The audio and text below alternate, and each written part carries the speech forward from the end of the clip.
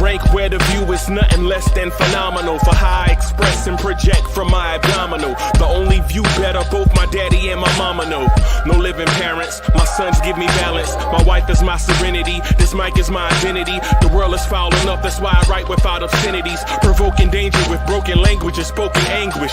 Begging to get hurt, why would you ask to go through changes? Yes, Lord, life's a chessboard, master the angles. Control the tempo, be the one who holds the info. Acknowledged knowledge is just as deadly as machete swings. When spoken, the truth is as potent as that Medellin. While others swear the style is free, I just let it ring. Our time is undervalued, soldiers make us better kings. My fans on my shoulder, reaching after better things. Today I take the shot, but then I'd rather set the screen. My mama told me follow my dreams. My daddy told me get it by any means. Stand tall, make him bow to a king. But I've evolved, you can see the resolve. Look in my eyes when you speaking to God.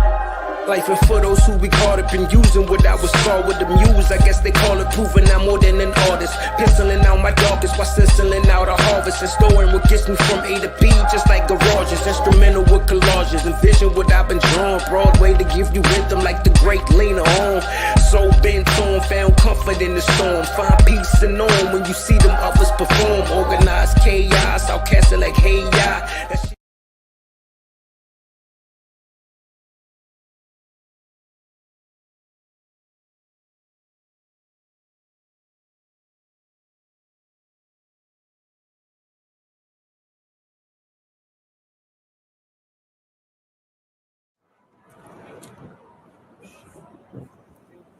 Yo, what up, man? What up? It's Hard Will. Back like 2/5, man. It's your boy Hard Will. What? You alright, man? Alright, what's up? Go get up, man. Go get up, man. I got some money for you, man. I got this phone. Let's see. The KT phone? Wireless. KT Wireless? T-Mobile, man. We on here with some bread. We're going to the Knicks there. We back like 2/5. That's Hard Will? Yeah, let's go. For the love of the game? Yeah, let's go. Well, I ain't never stop loving you, boy. We back. We back, baby. Thank you, man. Let's go. All right, Let's man. go.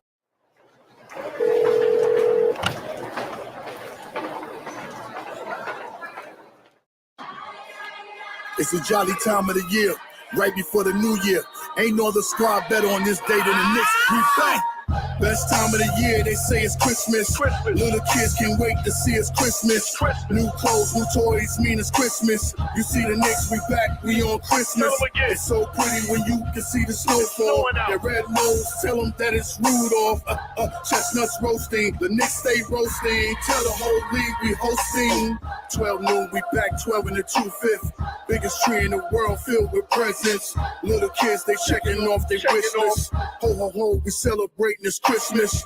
Jingle bell, first game playing in the garden. Tell Santa we got the whole league watching.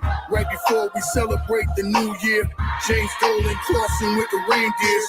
Parker decks, they filled with no room garage. When it comes to the flow, this here's eggnog. Best believe your boy, yeah, I'm on my job. Celebrate your Christmas with the Knicks squad. The best place in the world, that bag stay shopping. I AD my wrist so you can keep watching. Shopping sprees all over, this is Times Square. Then it's back to the game at Madison Square. Best time of the year, they say it's Christmas. Little kids can't wait to see it's Christmas. New clothes, new toys, mean it's Christmas. You see the Knicks, we back, we on Christmas. It's so pretty when you can see the snowfall. Their red nose, tell them that it's Rudolph. Chestnuts roasting, the Knicks stay roasting. Tell the whole league we hosting. Back on Christmas, J Boogie predicted this. You can't say St. Nicholas without nicking it. The Knicks on Christmas should be ubiquitous. So shout out if you've been with us, sitting through the interim. Feels like we meant to win. Now we got the kids with us. Potential is limitless. Gifts go down the chimney. Try to put the Grinch on me. Pinch me, but I'm not dreaming. It's a new reality. New York is in the top seating. Seasons, greetings, Eastern Conference. Defense, the Gardens rocking. Best fans in the game. We don't do the home away split. Catch me at the Staples, baby. I make the sleigh live. 8 gifts, pulling up in the Cambridgers. About to lace the garden with a pack of frankincense and myrrh. Can't resist the urge. Knicks set new squad. Time to burn the competition. Sitting out of you, Lord. Best time of the year, they say it's Christmas. Little kids can't wait to see it's Christmas. New clothes, new toys, mean it's Christmas. You see the Knicks, we back, we on Christmas. It's so pretty when you can see the snowfall. Their red nose, tell them that it's Rudolph. Chestnuts roasting, the Knicks stay roasting. Tell the whole league we hosting. Something wrong with your TV screen. If that orange and blue ain't playing on that red and that green. Favorite players, yeah, but Knicks stay forever the team. Shout out the upstairs, trying to play chess with the team going forward. They're making sure the squad is in order. They know we hated on by all opposing reporters. It's torture. New Yorkers, we built for fourth quarters. Show up to the court or prepare for a slaughter. They want to hate on the Knicks. Tell me what that's doing. Get that stuff out of here. Shout out to Pat Ewing. 12 noon jump ball. Just know we enemies. We trying to bring home the gold back from the 70s. Oh yeah, we back on Christmas. Oh no, can it be? Only us Knicks fans know the whole New York energy. If you ain't know what type of tension this is, Knicks Nation, we'll see y'all on Christmas. Best time of the year, they say it's Christmas. Little kids can't wait to see it's Christmas. New clothes, new toys, mean it's Christmas. You see the Knicks, we back, we on Christmas. It's so pretty when you can see the snowfall. Their red nose, tell them that it's Rudolph. Chestnuts roasting, the Knicks stay roasting. Tell the whole league we hosting.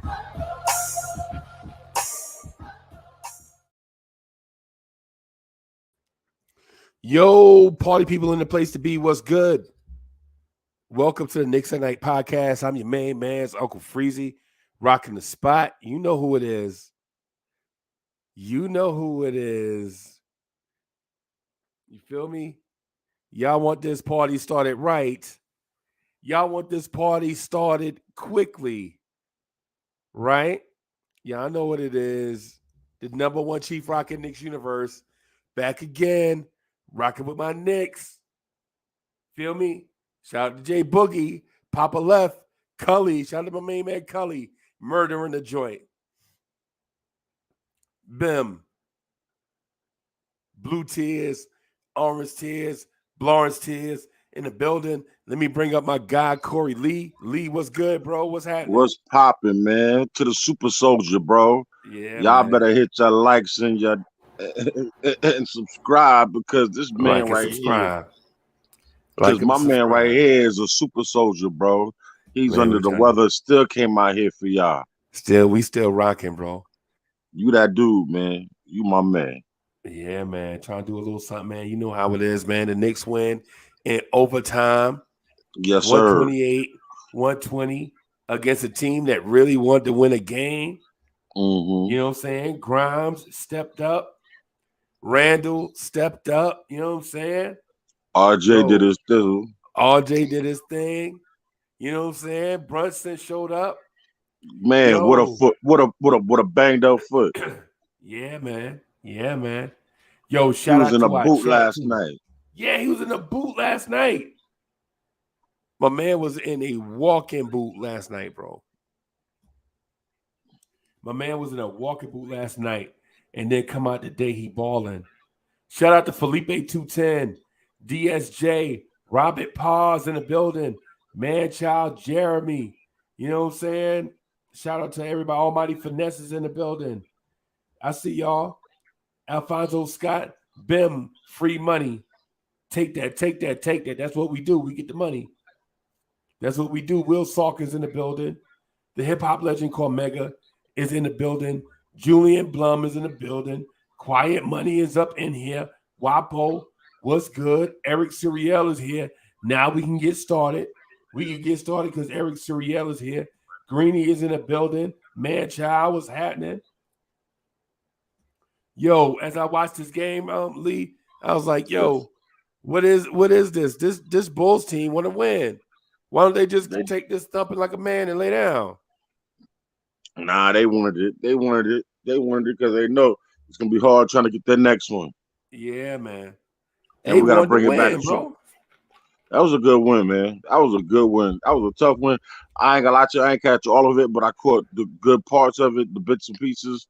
And I saw them. Let me tell you something about this team. You know what I'm saying? This is the positive I'm gonna take because that's all I saw today. You know, yeah, they came back and we went to OT. Okay, cool. All right. But what this said, I seen the Bulls make several runs from the third quarter on, and we found a way to come up and take charge, Make a play. make a play. Yeah. And I was like, wow. Okay. I mean, they hit big shots. Chicago hit big shots tonight. Yeah. But They made some defensive plays too. yes, they did. But we withstand the rain and we still came through. Yeah, man. Yo, shout out to the Smoking Nick, Jean Cheriel, Alfonso Scott's in the building. What's happening? Adam Pudge Nice is in the building, man. What's good? Greeny, what's happening, Greeny? What's You know good, what I'm saying, Fanny? man? Our people in the building. Man, I might have missed somebody, but don't take that as I missed you, man. You know what I'm saying? Just take it as I missed you. That's all. You know what I'm saying? Like that. So, but yeah, man. Yeah, man. Hey, man. This Chicago team wanted to win. But you know what's gonna happen? You know what's gonna happen Friday night? What? The same thing. You GD right, boy. The same thing. Because that team that team hit some shots tonight.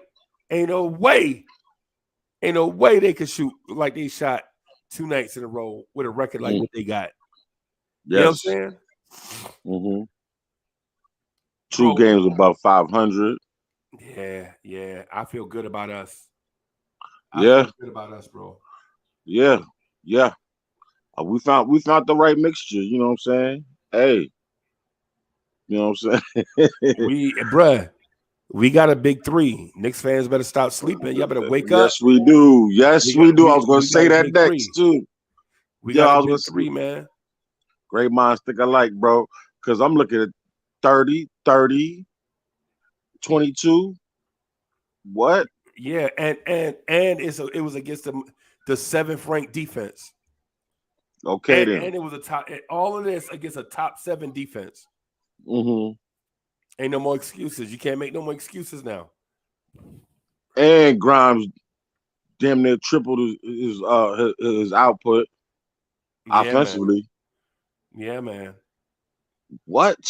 Miles McBride 2 for 2 from 3. What? Yep, solid, bro. Hartenstein. Yeah, man. What's good, Big Adam? Salute Corey. Salute Freezy. You sound like you're fighting with your voice, Freezy. Yeah, man. But I'm winning. Yeah, man. We miss you on the live watch of the Chicago Bull game with Greeny. Yeah, man. I was bundled up under some covers trying to fight it. You know what I'm saying? But it's relaxing, watching, and enjoying it. The Knicks, willing you back to health. Yeah, man. Yeah, man. It was dope. I told Greeny if he gets in touch with you, just send to get well from me. Appreciate you, bro.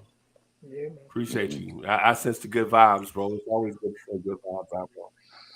It's always good to send good vibes. Speaking of good vibes, man, this Knicks team has won 5 in a row. They play the same team Friday night, right? And who would have thought we would have won 5 in a row the way we was going all season long? And who would have thought going into the Christmas Day game? What? Sweet, man. Going into the Christmas Day game that we could be potentially major players in the NBA. Hey, ain't nothing wrong with that. Yeah, ain't nothing wrong with that. Greeny was battling too. He was under the water too. Yeah, man. Right, he did a good job. Everyone on the panel did a good job. I hope it don't go viral over the net and hit me. Nah, I ain't doing that. I know better. I'll play with you. I know better. You got to protect your people at all costs. You know how it is. Yeah, that's not a rule. It's a way of life. Nowadays, especially. Yeah, man. Yeah, that was a good team win. That was a great team victory. So we got Adam. So how do you feel about the December schedule now? I might have jumped the gun too quickly. Yeah. I said something about the Knicks. I see the Knicks going 3-13. I was wrong, man. I can admit the Knicks are playing better on offense, still struggling on the defensive end, but they're finding their offense.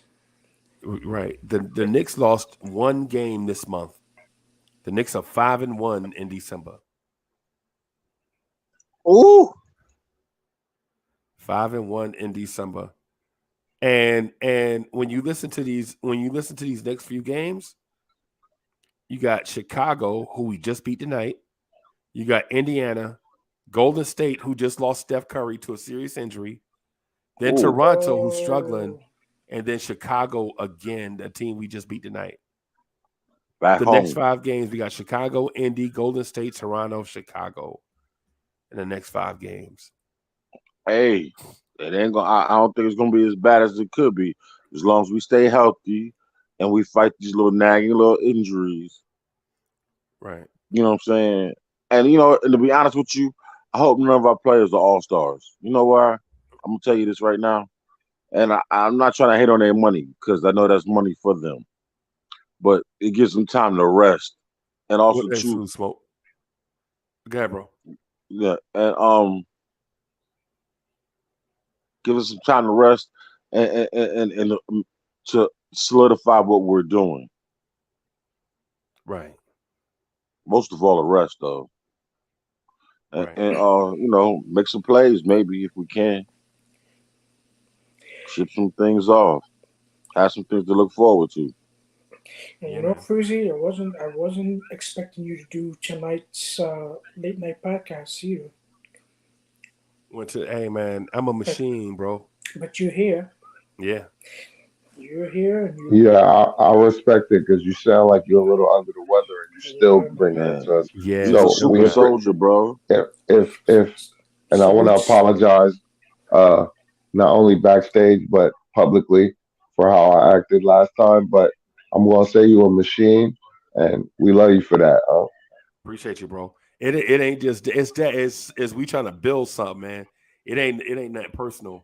You know what I'm saying? It's just, you know what I'm saying, when you got corporations, No, I know. You might have to explain it to them. I know. I just be getting besides myself sometimes. That's just me. Yeah, man. Ain't nothing to it but to do it, bro. Ain't nothing to it. Oh boy, look who here. About to start some trouble. Hoodie Kev. What's up, Dre? I ain't starting nothing, man. I ain't starting nothing. Hoodie Kev and the smoking Nick in the same room at the same time. Danger. No. Watch yourself. Danger. This ain't Hoodie Kev, man. Oh, sorry then. Sorry. My bad. I thought it was that. I thought it was a grenade in the room. My bad. Oh, real. Nah, what up, smoking Nick? I know you appreciated that Randle performance tonight. Look, all I appreciate is we 5 in a row, and I ain't gonna lie, I didn't like the performance tonight. It was very sloppy, and if I'm gonna sum it up and say it real quick, it was very sloppy. I felt like he could have did a lot better, but we winning. So I'm gonna give Brunson shocked me. I thought he should have took the night off, and he came out and showed not only am I tough, I got a 30 burger for you, right? So I respect that. Then RJ starting to understand that, I got these 2 boys that's gonna go hard and do it for me. All I gotta do is hold them down.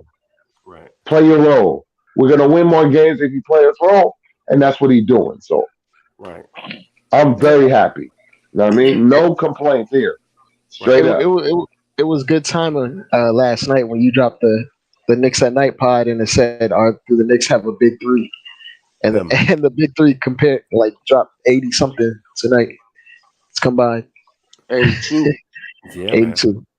There you go. Yo, can I say something? I just got into it 83, with some friends of mine because I said, we got 3 almost legitimate 20-point scorers, so we're gonna be difficult to deal with. And I got into it because I had to kind of defend RJ when we know that's not my position, right? But I'm like, look, at this point, last 4 or 5 games, he's been averaging over 25 points.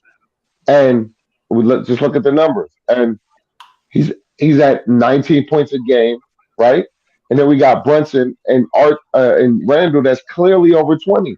So, and if we talking about averages and estimates, then 19 is closer to 20 than 15. So I'm gonna call him a 20-point scorer. So we got 3 20-point scorers. So I would consider us difficult. Right. Yeah, man. Hey, that Yeah. that that, that third quarter was really sloppy by the Knicks. I feel like it was sloppy because the refs like took the players out of the game. All these Yeah. ticky tack calls, man. There were some horrendous calls. That Oh, they like were Julie, I remember going down the stretch of the fourth quarter. Julius gets mauled by Vucevic. Like he Yeah. throws his body at him, and then the Right. next yeah. play down, it's a little ticky tack. Like at least On be DeRozan. consistent with right. Yeah. Like be consistent. Like come on. I mean, I No, know that's what DeRozan does. He lives at the free throw line, but come on, bro. Like like RJ got like RJ fouled out, and about 3 of them were just like ticky tack, three of or even those 4 of calls, them were like just completely ticky tack, like nonsense. Like, come on, bro. three of those calls When wasn't even a foul. I'm at there. 117 apiece, and Randall goes towards the basket, and Vucevic throw his body and bump Randall. That was the most egregious foul of the game, right? And You they didn't know it was call a foul. anything. Vucevic was about to raise his hand. They ain't called nothing, so he just ran back down. It's like you can throw your body at someone, but if you dare put your hand up near someone's wrist or elbow, it's a call automatically. Right, right. Randall stayed on the ground, and they didn't even. And there was one call that was so egregious on Brunson that when Brunson stayed on the play behind the play talking to the ref, we never see that, right? And But Brunson Brunson like, doesn't come even on, acknowledge the refs. Like he doesn't even go at the refs like that. And he's like sitting there like, "Are you serious right now?" like come on, bro. And they gave him in the next trip down, they gave him a freebie call. They gave him a steak dinner, bro. They Give him gave a him little one on the makeup. house. Yeah, they gave him a makeup call. I was like, when the dude said he was like, oh yeah, this is a makeup call right here. Okay, all right. You know what I'm saying? It So is. it's like, so I get it. But tonight, that game shouldn't go into overtime. That foul, Vucevic foul Randall. Randall should have went to the free throw line and at least hit one of those free throws. You know And what I'm ice the saying? game. Yeah, and it, you know what I'm saying? Yeah, We were. yeah, Oh yeah, it was tied at the time. So yeah, yeah, yeah, but that yeah. that Randall was would have. just egregious, man. Like, and then they gave him the ball back with like 0.7 or something like that. Something silly like. But I like the fight that we exhibited tonight. RJ hit his threes at least tonight. He didn't do too much. He just He was he 4 for took what the 7. defense. Yeah, he took what the defense gave him. We shot as a whole, as a team. We shot well, which is like almost like a bounce back to the mean type of game because we shot Yeah, exceedingly. We shot near 50% or maybe 50% from 3 or over 50. I'm Over not 50. sure. Over 50. I Yeah, think it so was 56. yeah, so it was a Can I ask? make up for all of us shooting terribly for however long into the season. Go yeah. ahead, smoking. Can I ask a question? Yeah, go ahead, man. Yeah. Who's the early all stars on our team is what I want to know, man. I'm trying to be divisive. Who's the early all stars? Because we've If been Brunson. hooping lately, man. 5 in a row is a big deal for us. if we We mediocre. Remember, Yeah. we yeah supposed to be trash cans. So we got to if talk about we it while we up. if Dre, let we me do something. Let me do something real okay, I quick was because gonna I answer. got you. I got you. I got you, bro. I'm gonna just say this real quick. I got you.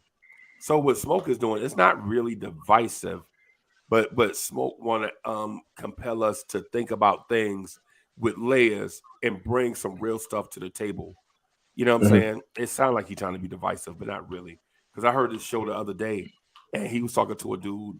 I don't know the guy, but um, Smoke is more like being compelling and like kind of motivate people to think beyond surface level thinking. That's all that is. I wouldn't say divisive there, but I got you, Smoke. Go ahead, Dre. I'm my bad, bro. I was gonna say like the most consistent player the whole season. As far I would have to say is Julius. If we were to and his numbers match up, like he's been over 20. Oh yeah, I feel like Brunson dropped underneath 20 points per game before this game because of Okay. his last like maybe 5 6 performances weren't up to par while he's being Right, right. dinged up. So Okay. if we're keeping it real, it's probably Julius. Julius is what averaging 28, 20 what 21, 22, 8, 4 assists consistently. Like he's done this all 5. Because he was flirting with a triple double tonight. I'm about to look up Julius stats right now. He had like 31, 10, and 7. Yeah, Yeah, I think Julius after is tonight he almost to 23 and 9. He had yeah, 14 rebounds tonight, 13, Yeah, and he thank you. dropped 31. So he almost to 23 and 9. So and he and with hooping. our rotation being what it is, Julius is gonna play more minutes, especially with Obi out. So he's gonna get those boarding, he's gonna get those rebounding numbers up, and maybe them. I don't know about the assist numbers because we actually have a point guard now. But Hold on, but yeah, even if Obi played, he would still get those type of numbers, man. Obi don't affect his numbers at all. no. I'm not saying that, but I feel like our rotations are even because we even run it down to a 9 man. Tibbs will Tibbs will easily run him 38 minutes if it's up to him. Like he'll get 5 minutes off in the first half, 5 minutes off in the second half. He's playing whole quarters now, man. Playing the whole first, whole third. Yep. Yep. Like he's gonna get those minutes. He's gonna get like an extra 3-4 minutes just because Obi's not here. If that like I'm just speaking between the margins. It isn't like a large sum of minutes, but those add up when you're talking rolling stats like that. Like a guy at getting an extra 4 minutes can get easily an extra rebound on his stats. Yeah. Okay. All right. All right. Yeah, you talking about spatial and not averages.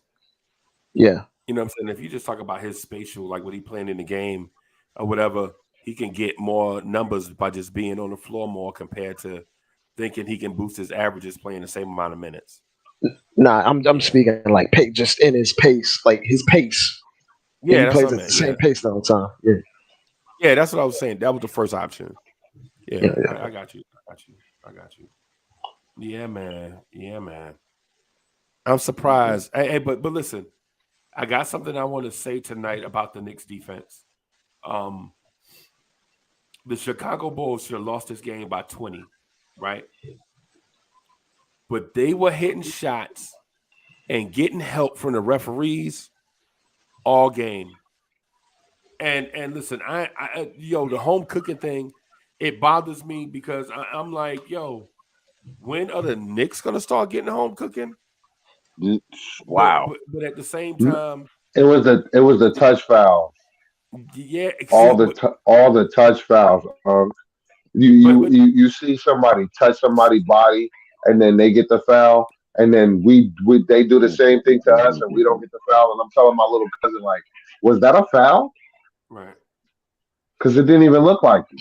Well, Continue. I'm sorry. Well, with us, you have to take into account physical teams don't always get foul calls on the other end because we play so physically.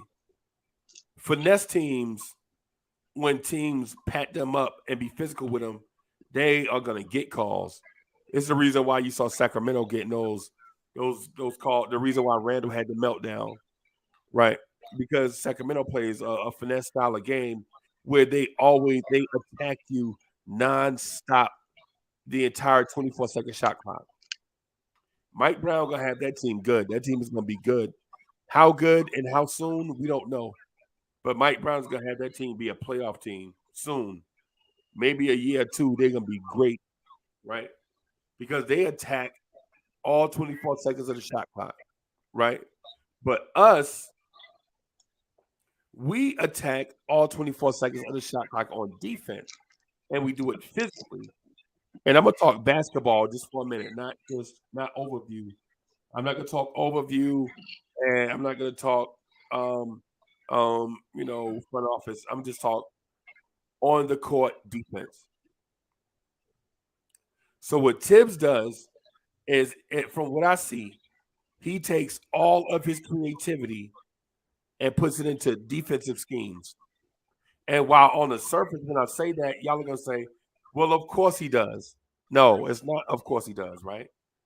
When you look at the team defense, it's the reason why Fournier is not playing. It's the reason why Rose is not playing. It's the reason why Cam is not playing. It's because Tibbs runs a defense where you cannot zone. You always, at all times, have to be on a man, rotating, or peeling off or dropping. Those are your options. You on your man, you peeling off, you dropping, right? All these options on defense. And so tonight, the opposing coach drew up offensive set against Tibbs that threatened the way that we peel off a defender. And basically what peeling off means is this. If you get screened, wham, right? And your man is gone. What you do is not try to recover to that man, but you peel out to a guy that's open, that doesn't have a man on him, right? And you got to communicate this, right?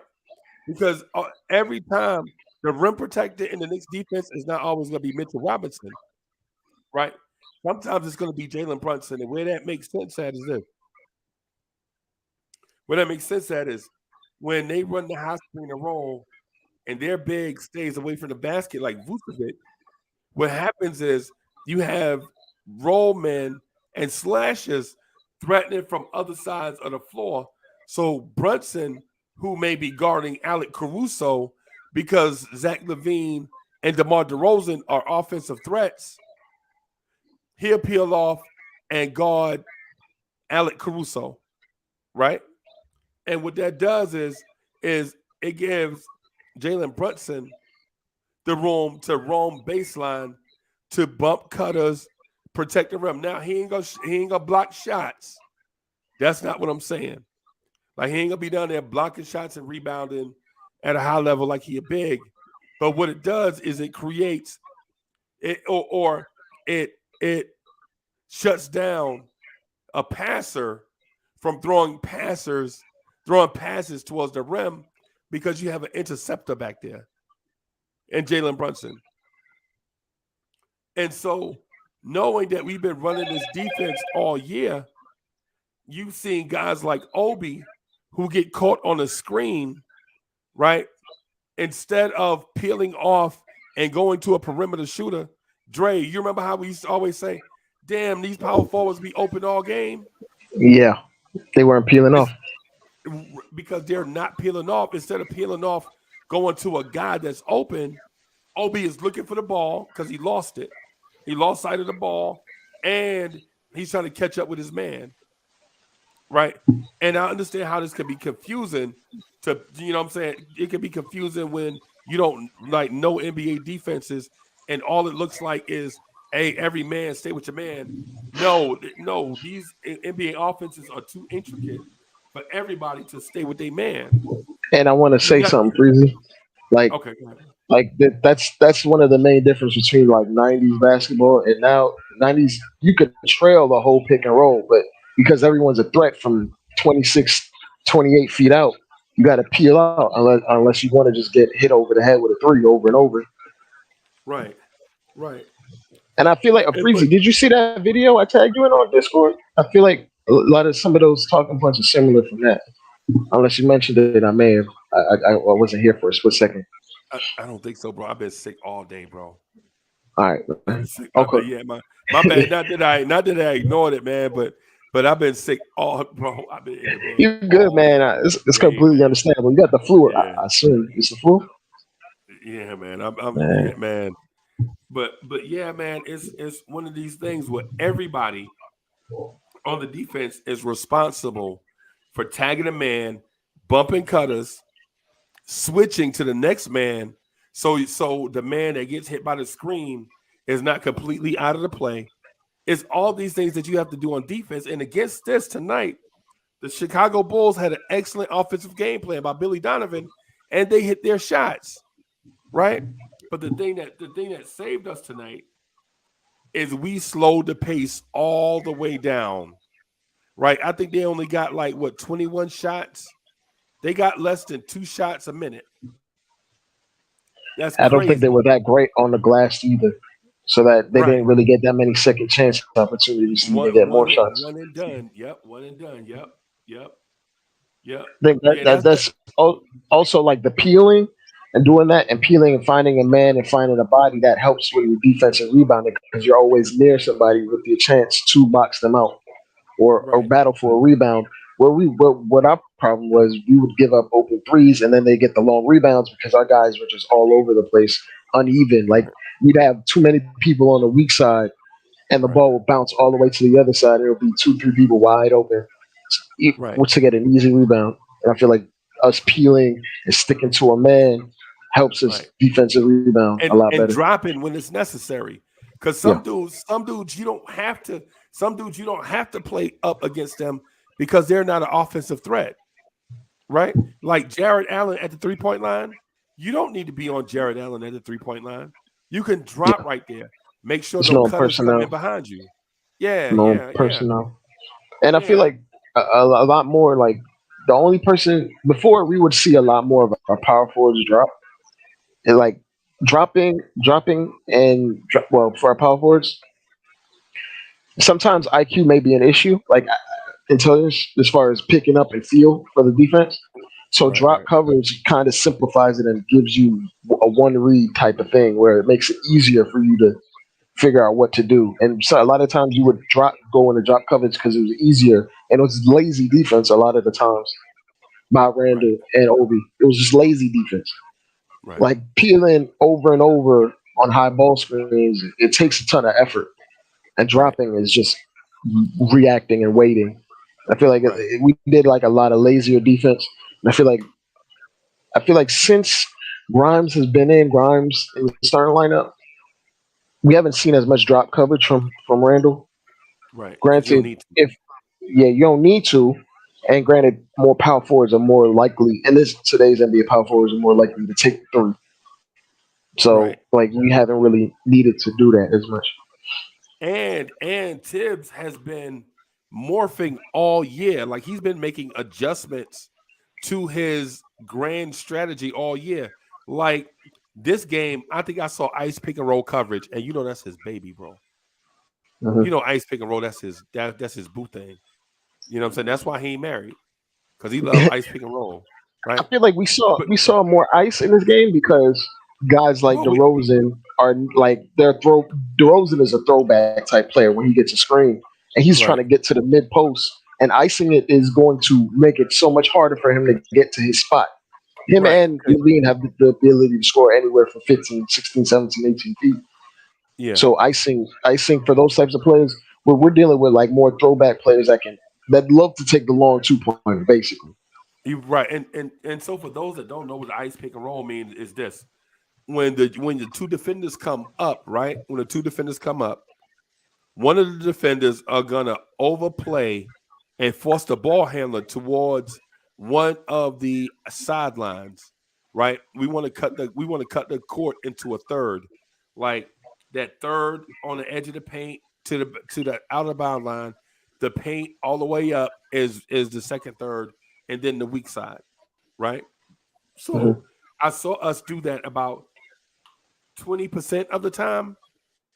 Excuse me, 20% of the time when, and I think it was every time Caruso was the playmaker, they iced it, right?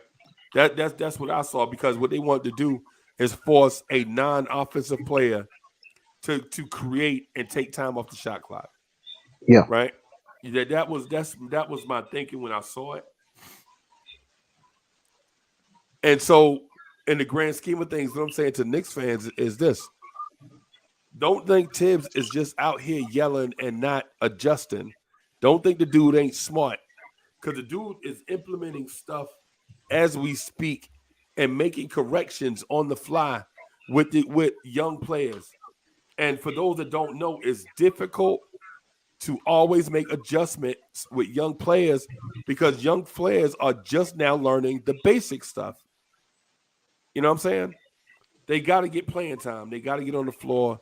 They got to be able to you know what I'm saying, to get enough reps to understand the game. But the kids we got, they are coming along so fast. I think the person I'm most impressed by is Miles McBride defensively. Not because of his on-the-ball defense, but his ability to grasp the defensive concepts as they change during the game. Yeah. And towards the end of the year, I think you're going to see him get more and more minutes. Now, I'm not saying Grimes can't do it because he can and he's great at it. But understanding that Grimes is an A at this understanding team concepts, when you give Grimes an A+, you're like, okay, he went from A to A+. But when you have a dude that was not in the rotation, was never going to get minutes and all this stuff, so he goes from like a C to a B+, it's more impressive. That's all I'm saying. Yeah. I want to say if quickly makes questionable decisions on offense, but 9 times out of 10 on defense, he makes the right read. He always jumps. He jumps like a lot of the dump downs after he gets beat on the pick and roll. Like I feel like I don't know if you saw the statistic, but when Quickly's in the game, teams shoot 10% worse at the rim, and that's because and on that list of teams of the list of players, 9 times out of 10, it's a center. It's on that list. Wow. I'm gonna post the link to it. Okay. But Okay. it was something I had posted in a private chat, but I forgot to get to it to show you it. But it was a pretty eye opening stat. I'm gonna show you. And the other point guard that's on that list is Chris Paul, for instance. Wow. So it's a basketball IQ thing. Yeah, like you can adapt on the fly. You can read what play is happening before it even happens. It's Right. that sort of type of stat. Unless you're a big where you can just outright block shots at the rim. But for IQ, we've seen in the past IQ is pretty good at like jumping straight up Right. and defending the rim, even while being just 6'3". Right. So I'm gonna find the statistic and post it. Just give me a second. But continue, please. So Paris Douglas says, no, stop. Tibbs is horrible. His staff is doing it. How you know that, Paris Douglas? Okay, yeah, I found it. Freezy. Yeah. I'm gonna So post Paris it in the Douglas says, private. no, chat. stop. Tibbs is horrible. His staff is doing it. Thank you for the generous contribution. Paris Douglas, how you know that? How you know that, Paris Douglas? It's crazy. He just jump in. You know, the Tibbs haters just come in and they'll be like, no, don't give him no credit. But yeah, I posted it too. Freezy, I if see. you wanna- I'm looking at it right now. I'm just trying to figure out. Hold on for just a second. I got it. I'm trying to see if I can, because it's the NBA, it's the Reddit tweet, right? Okay. Yeah, NBA R stats. Yeah, this was as of a few days ago. Okay. But you can see the differential, and he's top 10 in the league in differential, and every other player there is Jordy McLaughlin is a very good defender, so he's on that list as well. But that speaks to the fact that you have to be a very high IQ player, or you have to be a very rangy long defender to even Who did register you on say? that list. Jordan McLaughlin. That's yeah, the Smurf. That's the Smurf from the Timberwolves. but he's really good on defense. Yeah. Scrappy. I think he's been hurt though. He hasn't been playing recently. Okay, I got you. There we go. See, I was trying to figure out a way to make this. You can press control and scroll up on your mouse. It'll make it bigger. Hold control on your keyboard and scroll up on your mouse. Maybe that'll make it bigger. I got that part. There we go. I got that part. I'm trying to figure out how to get these edges off. That's what I was Okay, about. got you. All right. There we go. Wow. Jaren Jackson, Wendell Carter. I didn't think I'd see Wendell Carter on this list, but you know. He's pretty much the only real defender in that starting lineup for the Orlando Magic, if we're keeping it real. I thought Wagner as a consistent. I mean, he's on the perimeter. Sometimes he's going against a lot smaller, quicker players, and he's young. Like you can't really hold that against him. Like a lot of guys have the ability, but knowing where to be at the right time to be impactful on defense is also a skill. and that takes a lot of reps and honing. And Wendell Carter's been in the league like 5 or 6 years by now, I think, or 5 years. So it feel, and then you can see that the actual number is a lot higher. 63 is very high for a team. So you can see 65, 63 is very high for a team. Wendell Carter's been out. That's why his number is a little different than Franz Wagner's. Why is Obi Toppin is on this list, and he a terrible defender. I mean, there has to be said he's playing against second units most of the time now. Yeah. Obi Toppin is terrible, and limited minutes. His minutes are way smaller than Quickly's. Quickly's been playing a ton of minutes lately. Yeah. Well, I would say this, man.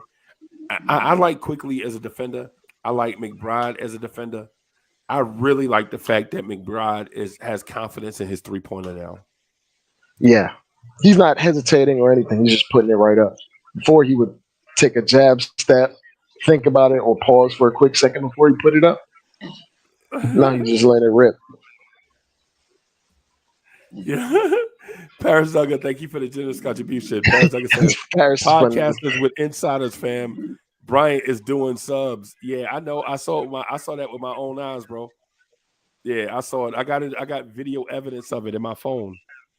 Yeah, I got you. Yeah, I got you. But Paris Duggar, the thing is about cats like myself and others. I don't know if everybody's a podcaster. We just like Knicks Universe people that do podcasts. You know what I'm saying? That's like saying Joe Budden is a podcaster. Why Adam got why Adam got a burger for his avatar? Maybe he's hungry. You hungry, Adam? Yeah. Are you talking trash about Obi Toppin? No. You calling Obi a burger? I got a quarter pounder there. He called Obi a cheeseburger. Freezy, in my avatar, I got the head coach of the Knicks and the actual assistant. Tibbs the assistant. Man. The actual head coach is pointing out what needs to be done for the team. Come on, bro. I'm just joking. I'm just putting up silly avatars, y'all. Yeah, man. But it's just fun and games. The defense though that you see, that's definitely Tibbs. That is definitely not Johnny Bryant. Because there are too many old school tendencies in this defense. Man, listen, man. Tibbs defense, I think Corley sleep. You can drop him. You can drop him. I think Corley sleeping. He's snoring. At least. I heard him snoring. Oh yeah, I'm gonna leave right there. Okay. All right. Yeah, the architecture, the way that defense is built, that's old school, bro. It's old school with new school like tendencies to it. Yeah, it's old school in the fact that you're supposed to guard your man or guard a man at all times. Right. There's no real spacing out and zoning up. Because if you notice, as soon as they put McBride and Grimes in the rotation, there's a lot less zoning. It's help the helper and then peel off real quick, real fast. Right. And I ain't even gonna lie to you. I think the one thing we probably need to do better is communicate better on defense, right? I'm inclined to agree because there's some breakdowns between like Randle or one of the guards where a guard will volunteer or point out, I want to switch. And Randle might not pick it up as fast or he might not react. And sometimes Randle stands in one spot next to a man while somebody's moving off ball or something. Right. And the one thing I noticed about Randle is so salute to Fallers Phil in the building, man. The New York Knicks in the building, City and Squad was good. Yeah, but the one thing I noticed about Randle is Randle's IQ for non-shooters is good. His effort out to the corners is terrible. Yeah. Terrible. Yeah. Like Sometimes he walks it out. Like you'll see them about to attempt the shot. He doesn't even really close out. He just walks and it's like try to get a rebound or something. And you know what I had been doing? I was thinking like, why is Randle hesitant to leave the paint? Right? Why is Randle hesitant to leave the paint? That's the question I asked myself. And so a lot of times when I see Randle being hesitant to leave the paint, there's nobody behind him. And so Tibbs' first premise is protect the paint at all times. But here's the thing. Randle has got to at least do something there. Stunt. Right? At least stunt. Yeah. See, he doesn't even stunt. He just stands there. A stunt will actually make the shooter think about something. Or the passer. Like if you're caught between two guys, you have to stunt and at least make them make a decision. A lot of times you can trick somebody into traveling or making the wrong decision in terms of passing. Or passing. Yeah. So you could like when we watch like guys like Quentin Grimes or IQ, when they're stuck in between two guys, they always stunt. They stunt and try to pick. They try to pick the lesser of two evils. They stunt and try to pick something. Go to a man. Yeah. Like physically be on a man. Like the thing I dislike about Obi is I feel like Obi doesn't process the defense very well. Yeah. He tries, but he doesn't process. Like I don't think he gives maximum effort, but it's like he's in the wrong place at the wrong times a lot of the time. Where Randle is, we know Randle can actually do it, but sometimes he just gives half effort. And sometimes it's probably because he's actually tired. Yeah.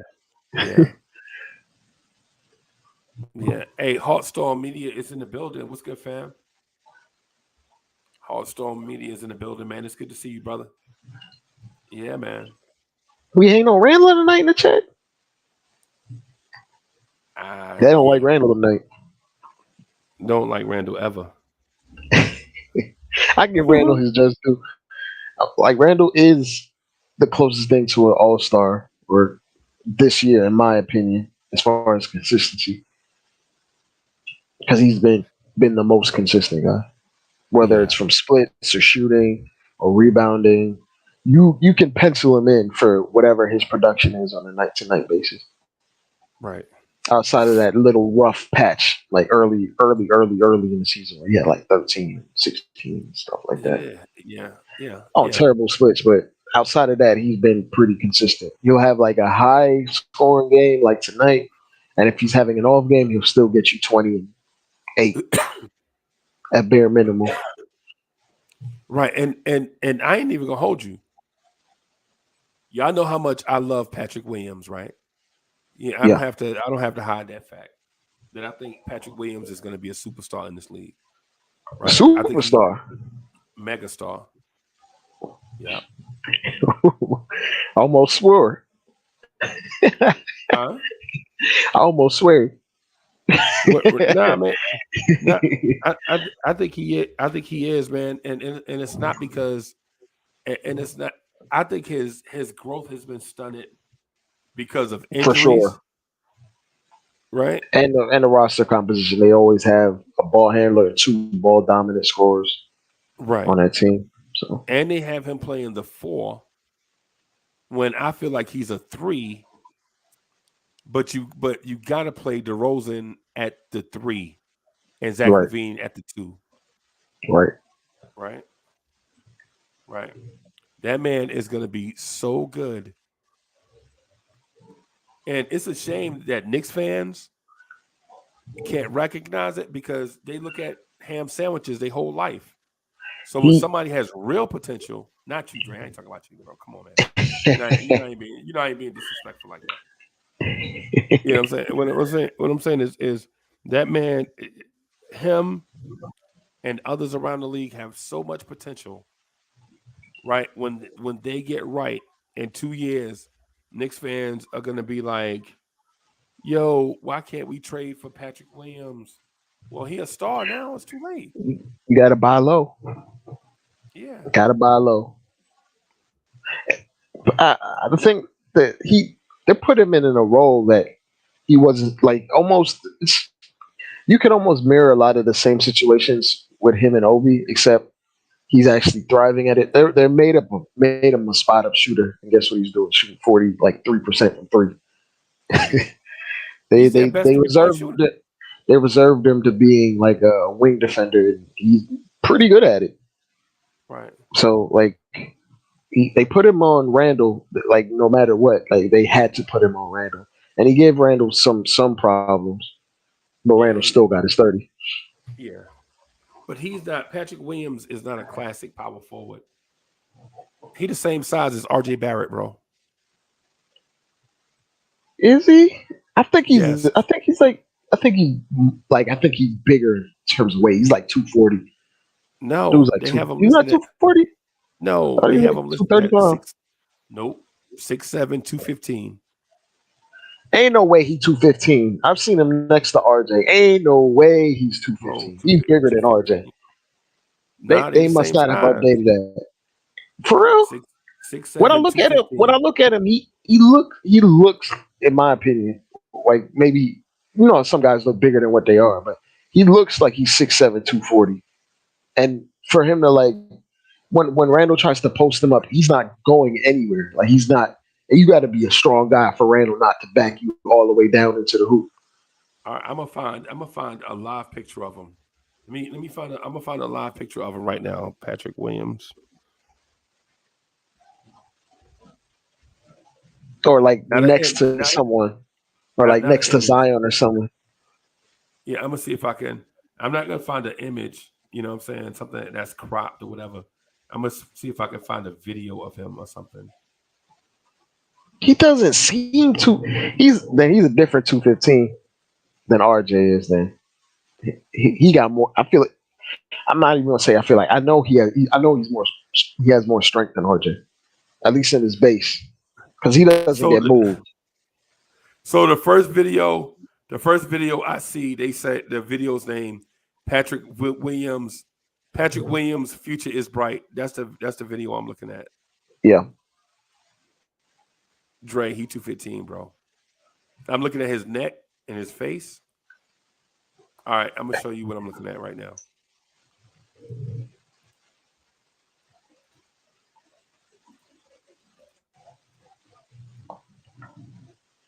See, if you could see that don't look like 240 to me, bro. That looked like 215 to me. Man, but he's the same size as RJ.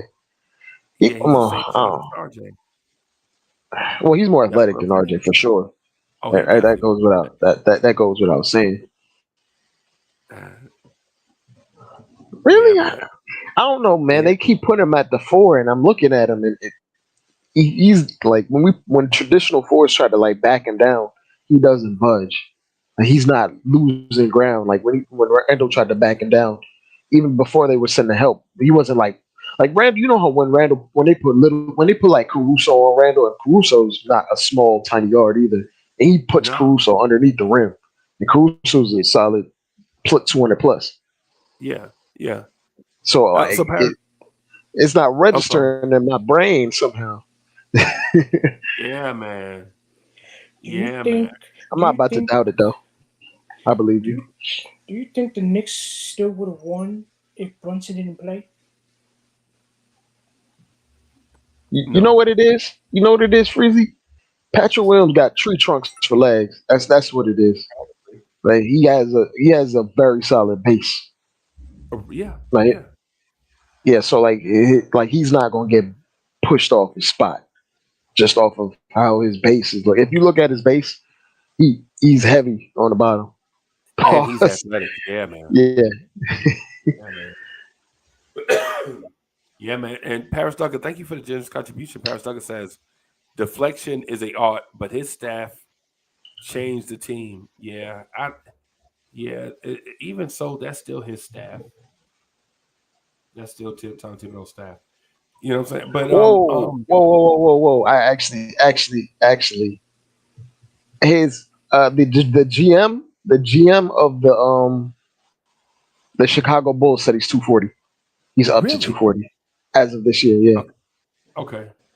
Yeah, I got it. It says Marco Simonovic, as of July 5th, 2022, Marco Simonovic, the GM of the Bulls, said he's up to 240 pounds, weighed 215 when he arrived to the NBA. They just never updated his weight, but Okay. this is 3-4 years ago. So like when I'm looking at him, I know he's bigger than RJ, Okay. but a lot of that mass is in his base. It's not up top; it's in his base. Yeah, man. I'm not disputing he a big dude because Doris Burke and the dude she was I calling the posted it ESPN too game for with, you. um, Yeah. they said the dude is 240 on the thing, and I couldn't believe it when they said it. I was like, man, this dude don't look.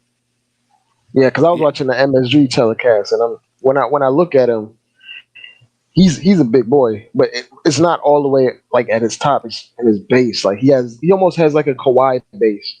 You ever look at Kawhi? Kawhi's lower half is solid, even though he gets injured a lot. a lot, bro. A lot. His lower base, Kawhi actually tries to work on his base to try to avoid injury, but he still gets hurt. Still, yeah, yeah. Did y'all hear what I asked? What you ask, Adam? I asked, do you think the Knicks would have still won if Brunson didn't play? I don't know. What do you think? Nah, I don't What think do so. you think, Aaron? It probably would have been very tight. Well, it would have been tight. I want to say Brunson started out the game very badly, in my Yeah. opinion. He started out the game badly. He had like a 5 minute stretch in the second quarter where he was really good. Then he started out the third bad, and then he basically put the team on his back towards the end of the game. Yeah, in the overtime, Right. yeah. So it's hard to just say yes or no. Like maybe like there's so many things that go into with a win or a loss. So I couldn't just easily say yes or no. I would say would the Knicks win with Brunson or without? I would say 50-50. Okay. Yeah. I don't know. I don't know. It depends. If the Bulls were going to keep continuously making these shots that they were making on good defense, then maybe not, because we needed Brunson's offense tonight. Yeah, for sure. Yeah. But if the Bulls were going to shoot at like expected shot percentage on our defense, like Freezy said, they should have lost by 20. Yeah. They should have lost It by wouldn't 20. have went. It wouldn't have went to OT. And then I'm pretty good. Like I'm pretty confident our defense would be the exact same or better without Brunson. Right. Right. So it's like a give and take. Like Brunson is an enigma. He gives so much on offense, but he gives away some on defense. So Yeah. maybe we would still win. But if they were to keep shooting at the same rate against great defense, then maybe not, because we would have needed Brunson's offense at that point. Yeah. So it's hard to say. I agree with you. Yeah, man. They probably would not be in overtime if Brunson didn't play. I think the Knicks would have lost. It's hard to say. It's hard to say. When we talk about a player like Brunson, where his impact is on one end of the floor more than the other, it's hard to like quantifiably say yes or no. At that point, it's not like he's a super all around player where he's like LeBron or something, where you could say with the eye test yes or no they would lose. So it's hard to just to say. And for what we needed tonight with how they were shooting, we needed Brunson's offense. So if we were to put it in a vacuum, if we were to just say the Chicago Bulls would have shot this percentage, X percentage, no matter what type of defense we played, then yeah, we probably would have lost if we didn't have Brunson. Right. Well, if you think about it, to me, the Knicks was having a hard time, stopping DeRozan and Levine most of the time. I mean, there was a lot of back and forth, trading hoops, and the Knicks And a lot of ticky tack calls, a lot of ticky tack. Like DeRozan took 17 free throws, man. 17. Yeah, man, that's unacceptable, man.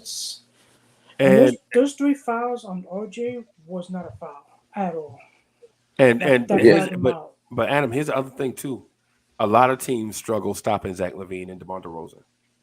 Yeah. Oh yeah, I know that. Yeah. They just have so many holes that their duo isn't necessarily gonna pull them out. out of the whole. I think they're like 11-16 or something like that. 11-15, something like that. But ironically, it's not because of their defense. They're the 7th ranked defense coming in, right? So the Knicks put up 128 points on great efficiency against the 7th ranked defense, right? Yeah, we shot very well from three. Very well, and it made them, those threes by Randle and RJ Barrett early made them adjust their defensive strategy, and I think that's how we got driving lanes to the basket. And Quentin Grimes finally, like, he looked like possibly an elite 3-and-D guy tonight. He was actually hitting his jumpers, open jumpers, clutch ones too. Yeah. Got the shooter's roll on one, but the one that made it 117 to 113 was very clutch. Clutch. Even though they went to OT, it was very clutch. Yeah. He did his thing. You got to give him credit tonight. The defense he played tonight. Now, mind you, the guys that he guarded, and I know this is gonna sound like I'm a hater. I'm not hating on Grimes. Everybody. But all the guards, think about it, he was guarding guards tonight. Alec Caruso was 2 for 2. Zach LaVine was 11 for 23, just under 50%. Right? Mm-hmm. Goran Dragic was 3 for 5. Kobe White was 5 for 8. So it's not like he stopped them tonight, right? I don't want to. I'm not knocking Grimes. Everybody, they did put Grimes on DeRozan a little bit to begin the fourth when RJ was getting his rest. Okay. And DeRozan didn't really do too much. Yep. And like he actually guarded him well. He actually guarded him pretty well that time. He might have did that, but the Bulls climbed right back into the game. True. And took the lead by a point during that same stretch that you mentioned. And a lot of it was they were getting out on the break because we were like missing shots and getting a bunch of turnovers. Like Brunson had like a bunch of bad turnovers in that stretch. Yeah, he had a few terrible turnovers, which got them out and running, and then they threw it off the glass, gave them a little momentum. And they crowd, all 17 of them was all hyped up, and they were, It's like for historic fan base, they're like really apathetic out there.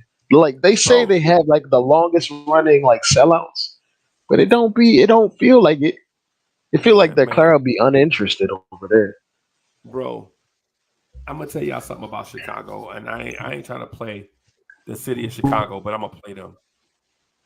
Bro, without Derrick Rose and without Michael Jordan, Chicago ain't nothing. without Derrick Rose, without Derrick Rose, without Michael Jordan, Chicago is Sacramento.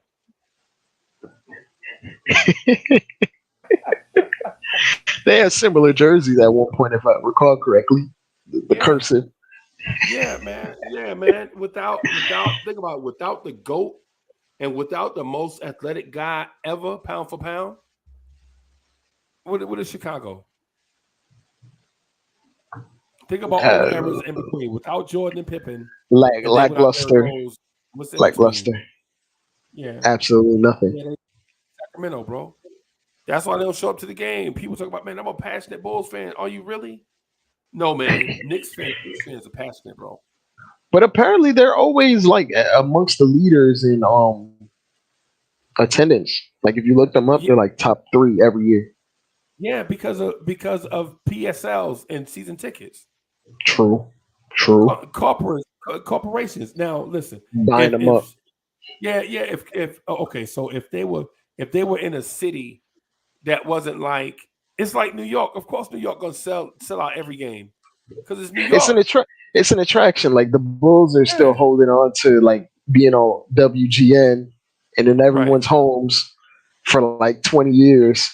So people have an attachment, and Chicago's still a tourist city. So people are like, you want to check out the Bulls? Okay, while I'm there, might as well. Right. I'm saying, what if? Because here's a comparison, right?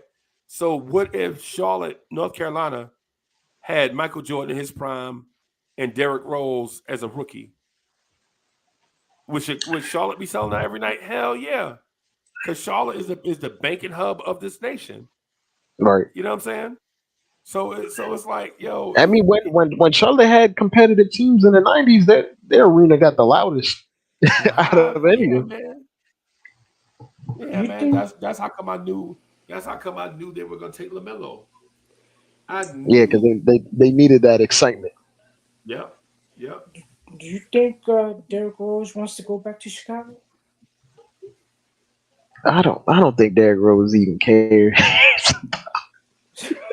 I don't even know. Like I Derrick Rose is one of those guys that's probably gonna sign that one big contract when his career is over, just to retire a bull or something like that. I don't know. I think But I feel like I don't know. I think the Bulls are gonna be in like some sort of area where they sell everything off, and Rose is still good enough where a contender would actually use him.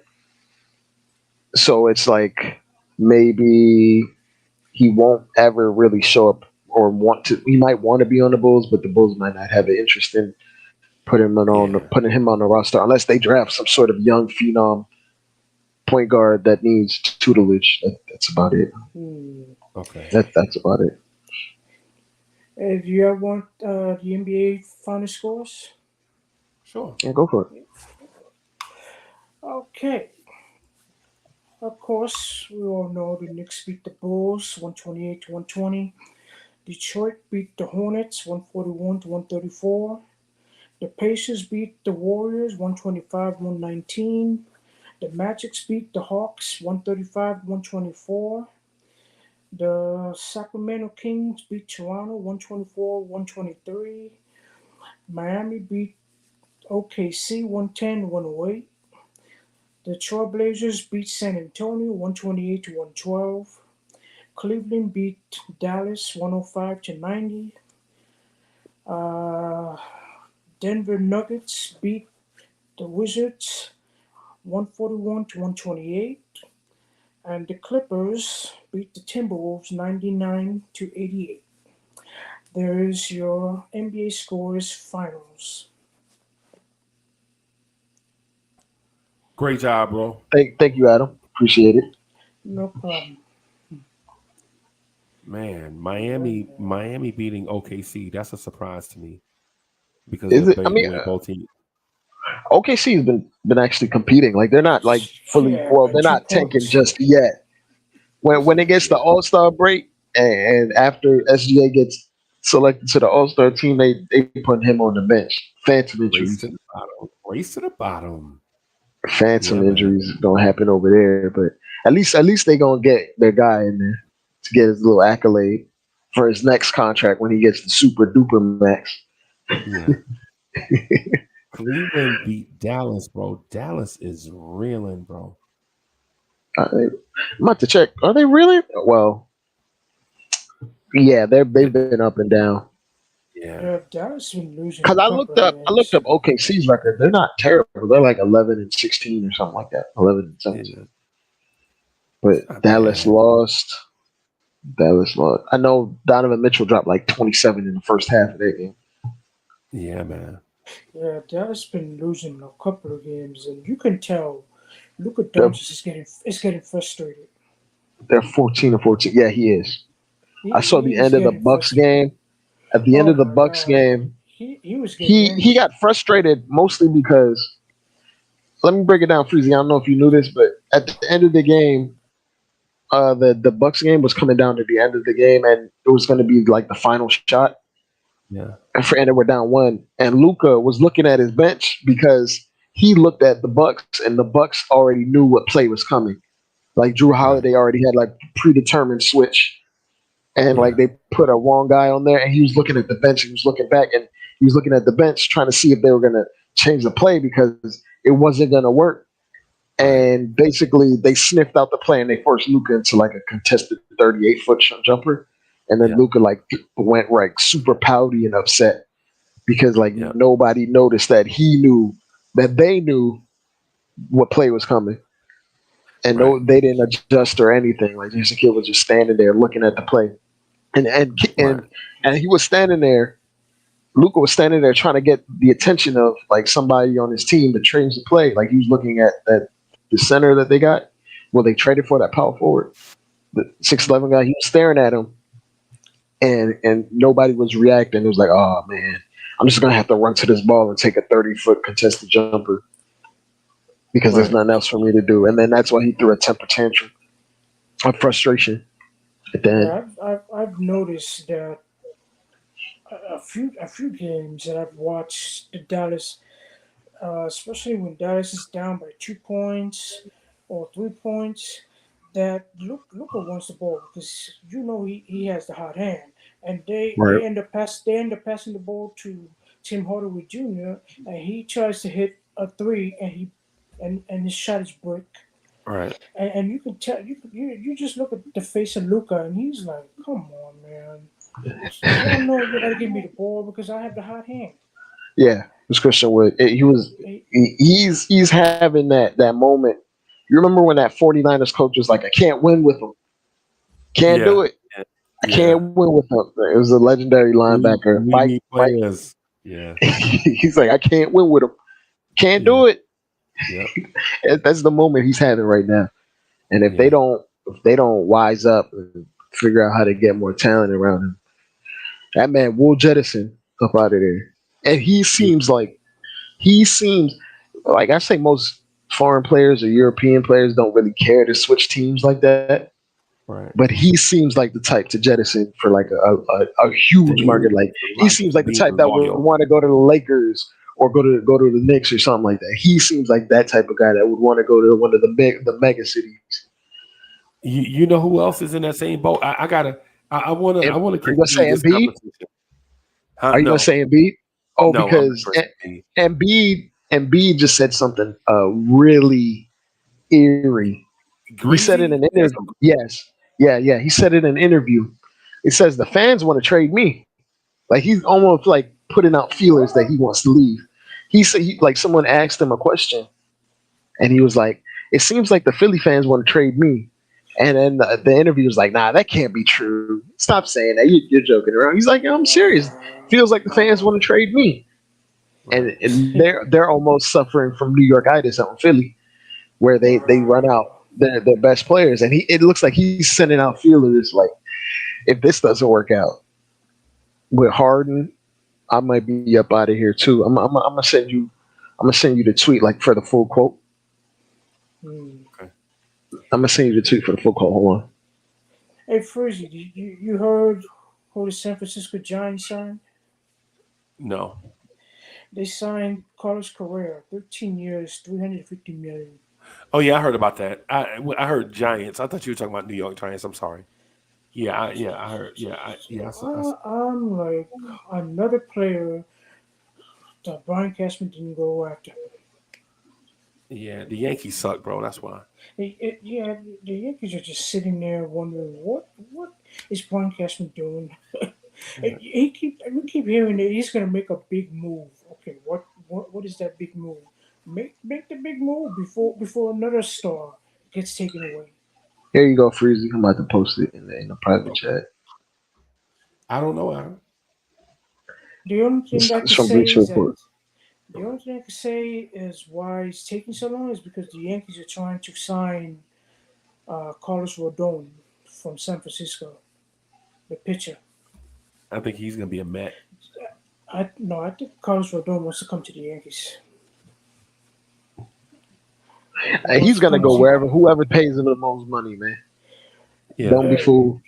The Yankees want him, and I think he wants to be a Yankee. So Brian Cashman's got to move it and give him that contract before another team offers. That is an eerie quote. If your superstar MVP type guy says it, like apparently they're trying to say it was taken out of context. But how much context do you necessarily even need for that? I mean, this is a short quote, bro. How you take a short quote out of context? Because think about it. Think about out of context. He specified a group of people. He specified their thought, and he put his opinion on it. And it's all right there. It's all right there in that short quote. Dre, am I lying? He pointed them out.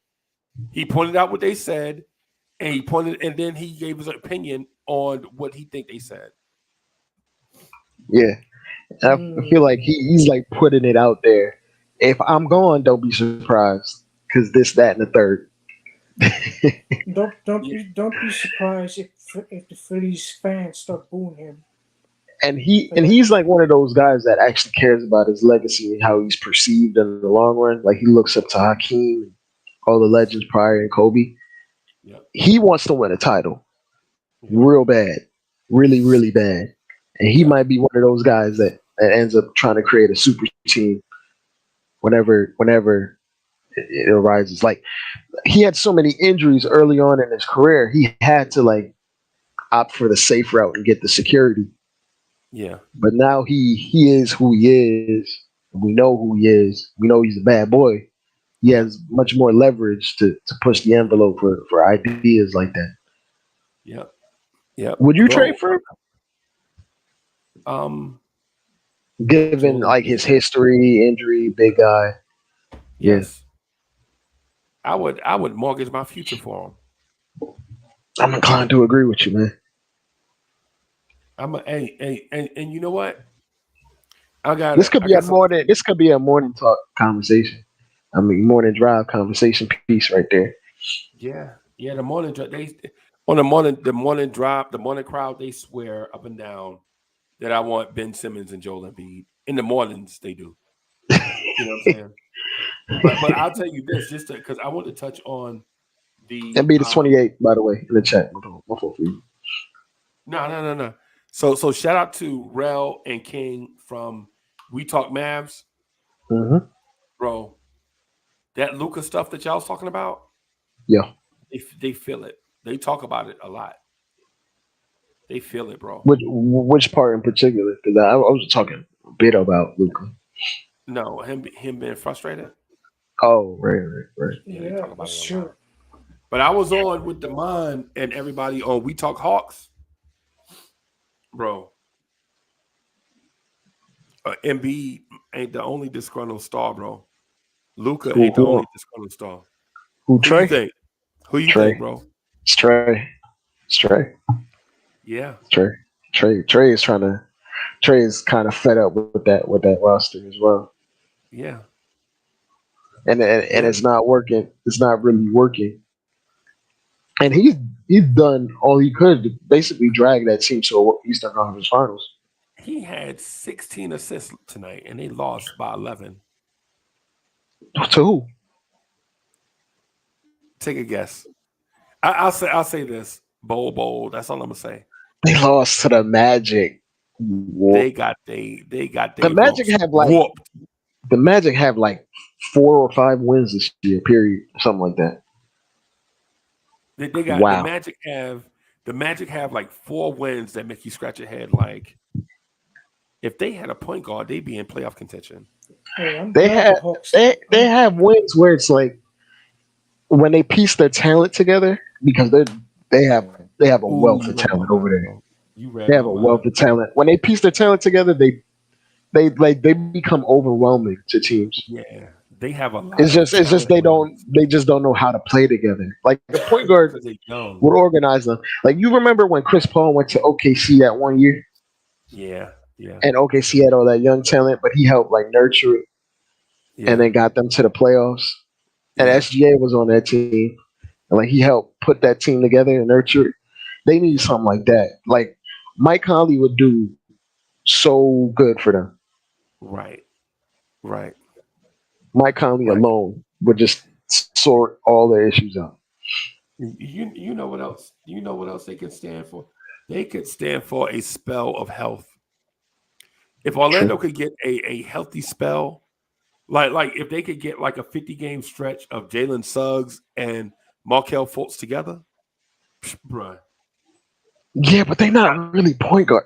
Either one of them, not really like. You don't really need a floor general all the time, but for that particular roster, they need structure and organization. Right. But Fultz and Suggs are just athletes. Yeah, they just get up. They just get to it. They get up and down. They hound you, but Yeah. They don't think the game at the higher level enough to string along other But you know who else highly was like talented that at a kids. young age though? Who You know who else was like that at a very young age? Gary Payton. who you comparing them to Jalen Suggs? Yeah. Yeah, Gary Payton was a really good athlete that couldn't shoot and Mm, he couldn't run an offense. They played him off the ball with Nate McMillan for a lot. And then right. once Nate McMillan got older, He figured it they out kind of moved him to the point and they brought Nate McMillan off the bench. You know because what I'm like saying? remembering he developed from inside out. Like he got like a little elbow jumper, a little 15-footer. And a little post up game. Yeah. Yeah, He's a post yep. up small guards. Yeah. Yeah. But that was a He used to different era he though. You could he post used up to guards. do he used to do that hop into the post. You know how like guards in the '90s they would hop, then get into the post, like they're trying to bait a foul call. Hey, he got his elbow on my back, man. Call it. Yeah. Yeah. I would if I'm the Knicks, man, what I'm doing at the trade deadline is probably looking to poach one of those guys. I would Oh, give them Markel or Suggs? Poach one yeah, of those guys? yeah, yeah, yeah. Ooh. I actually like the idea of that because they're kind of mostly Suggs, but Suggs is like the ideal type of guard you want next to Jalen Brunson. If only his Yeah, jumper was a little bit further along. But yeah. even right now, the really athletic 6'5", long wingspan, Super high athlete, IQ, high IQ. high IQ, great character Very guy. aggressive. Yeah, Yeah, yeah, yeah. yeah, yeah, yeah. Blue chipper. They're Blue, like yeah, bluest of the blue chippers right there. yeah. The dude could have been drafted at safety in the NFL or point guard in the NFL. And when he retires, he could be a mayor somewhere. Yeah, yeah, yeah. Who's one of those guys? Yeah, he one of them dudes. Yeah, yeah, he one of them dudes. Yeah, man. And Man. so I would, you know what? And I know this is going to sound like blasphemy, but I would consider trading the Dallas pick for Jalen Suggs if they take it. That sounds like a lot, right? Or maybe not enough. Well, you know he's a top 5 pick, right? Yeah. You know who I wouldn't have been mad that we drafted up. We would have should have traded up to draft, even though it might give like Trey Knicks Murphy. fans No, not even Trey Murphy, but it might give Knicks fans a little PTSD on Frank Ntilikina. But Dyson Daniels is someone. He's gonna be good, man. He gonna be real good. Yeah. They had him on an island, and he was giving fits to Devin Booker on defense. Like Devin Booker couldn't do nothing with him. Yeah. Nothing at all. Like he was trying to. Devin Booker, you know how like superstars when they see a rookie, I'm gonna teach him something. It's chow time. Yeah. He couldn't do nothing at that Dyson Daniels. He tried 3-4 times in a row, nothing. Just an ugly shot, or a turnover. And he actually has a dog in him. Like a lot of he's Australian. He's not French, so he ain't soft. So he got the dog in him regardless. He has an edge. He has a particular edge. And I think Ben Simmons did a lot of damage to that Australian rap, but he has an edge. Yeah. And Dyson Daniels, he can shoot.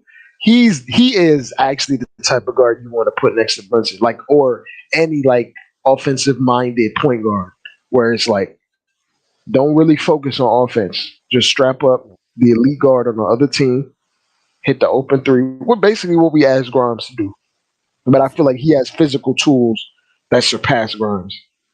Like he has a longer wingspan. He's more athletic. He's much more of a fluid athlete. Right. He's gonna be good.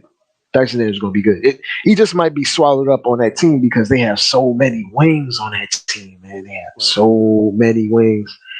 That's one of those guys you might be able to poach when they have to sign Trey or they have to sign Herb Jones and he's on his rookie deal. Like he's one of those guys where they can't actually pay him. Not that he's a bad player, or like you know how like Jalen Smith had to go. Like not that they thought he was a bad player on the Suns. It's just there was no place for him to play. He's gonna be one of those guys that they're gonna have to let go to just reset their rookie scale. And somebody like we need to take a chance on something like that. Right. Like a buy low candidate. I see him 2-3 years from now being a buy low candidate, barring like injuries to Herb Jones and he like takes their place, and steps up to a high level. He's like a buy low candidate as a project player. Right. Yeah, man. Yeah, man. Yo, I'm gonna read a couple things from the chat just real quick. Got so you. Manchild says Suggs hasn't shown anything so far. I saw Suggs drop 30 on the Warriors, or damn near 30 on the Warriors. He's just inconsistent. Oh, man. He's good though. Bro, he 20. He dropped 30 on the Warriors and basically beat the Warriors by himself down the stretch. Like he has the talent. It's just consistency. That's every young player, especially young players playing with a bunch of other young players. Yeah, Almighty Finesse says, what? I don't Fultz or Suggs. I'm kind of out on the Fultz thing. I feel like his ceiling just got stifled so many times. It's hard for him to. Yeah, it's hard for him to be where I thought he would be because I thought the Ben Simmons, Markel, and B thing would have popped. Like I thought. How old is Markel Fultz? 27? No, I think he's like 24, 25. Yeah. I thought that would have. I thought that was gonna be like the next, like Harden, Westbrook, KD type of thing, but Ben Simmons fell off and then the injuries, but Embiid became the MVP type player. Man, I thought Ben Simmons is such a disappointment to me. Right. It should have been. Yeah, it should have been that. It should have been that, but they already made the trade though. So. It should have been Tatum. It should have been Tatum, Simmons, Porzingis, Embiid, Noel. It should have been. It should have been 100%. It should have been that. But I'm saying, like, coming out of college, making that trade, you didn't really think it was a bad move because we all thought Markel was going to be a baller. Like, he was just going to be a dog off rip. Yeah, I thought it was a bad move because Boston. In hindsight or at the time? No, at the time. At the time, if I'm Philly, I'm forcing them to take either Jason Tatum number one, or because at the time, remember Boston had a bunch of point guards, right? Yeah. With Markel Fultz coming out as the consensus number one. Oh, right. They did have a bunch of point. Oh, and they took the Ainge bait. Yes. They're like, well, your guy not gonna be there at 3. Well, you don't know that. I got to take that chance. Who went 2 in the draft? Julian? Who went 2 in the draft?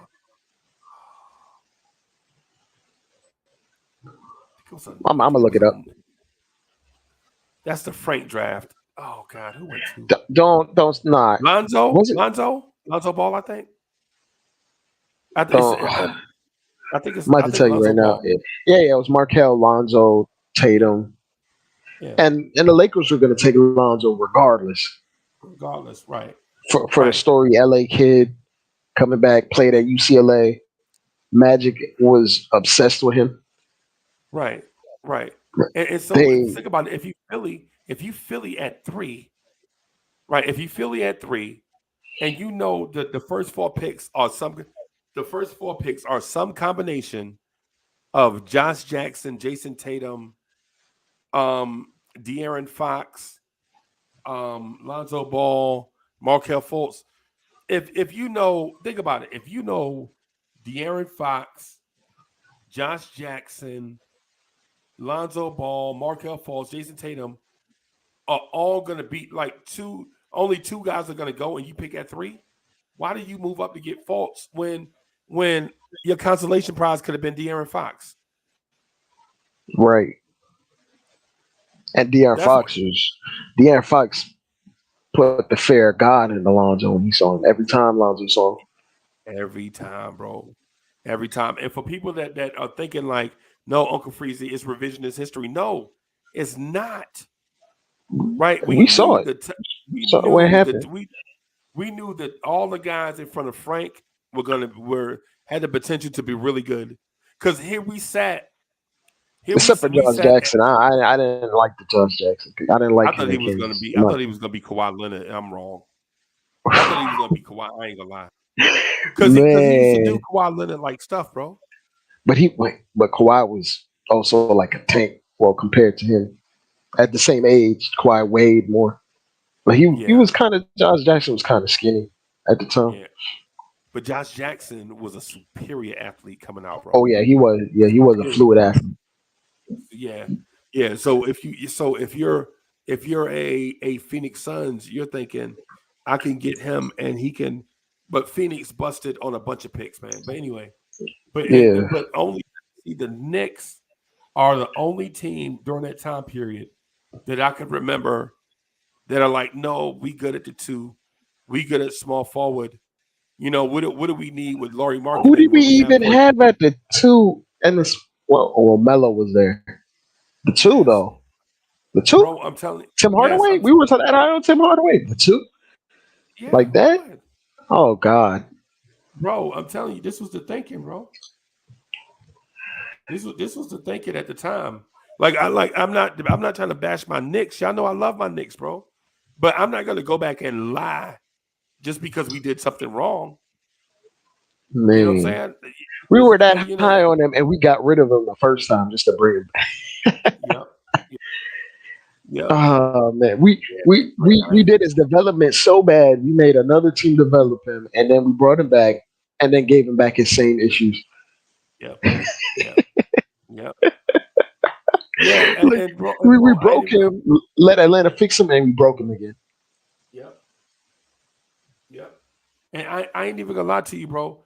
The Knicks at 8, instead of thinking I'm gonna grab one of the Kentucky guards, De'Aaron Fox or Malik Monk, is what they should have been thinking, right? Because you don't know how the 1 through 7 is gonna go. Just think like one of the Kentucky guards, and then if one of the top 7 fall to you, take that guy. We were already set on a guy we were going to take at 8. Right. Because no lie, a lot of people thought we were set because the triangle offense needed to be ran, and we just needed an off-ball, non-dynamic guy, just a static guy that would pass the ball to the post. Josh Jackson would have been the perfect Scottie Pippen type player to put. I mean, in theory, now he's not Scottie Pippen. I'm just talking about the prototype, the athletic small forward that could do a lot of stuff, right? But once Phoenix took Josh Jackson instead of Dennis Smith Jr., then I knew all hell was about to break loose. Man, they should have just took De'Aaron. Yep. They should have just took De'Aaron. He had a bad workout with them. Oh, is that so? I didn't know that. Yep, that is very true. He had a bad workout with them, and so they passed on him,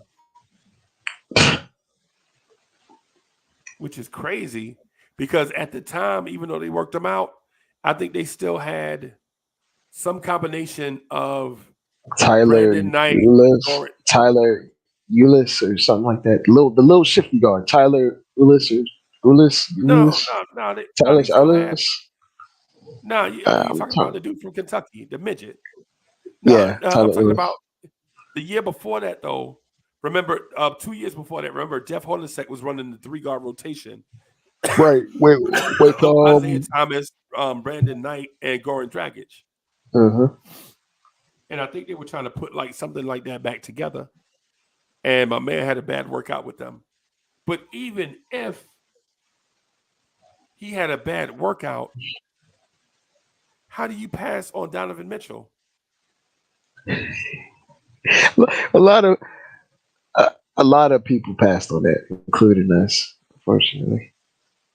Because it was like, oh, maybe he may not get the jumper at this level, or he may not be able to score against long, athletic defenders. But then you didn't realize he had nuclear athleticism, functional athleticism at that. Because there's a lot of guys that have athleticism, but they can't actually put it together on the court.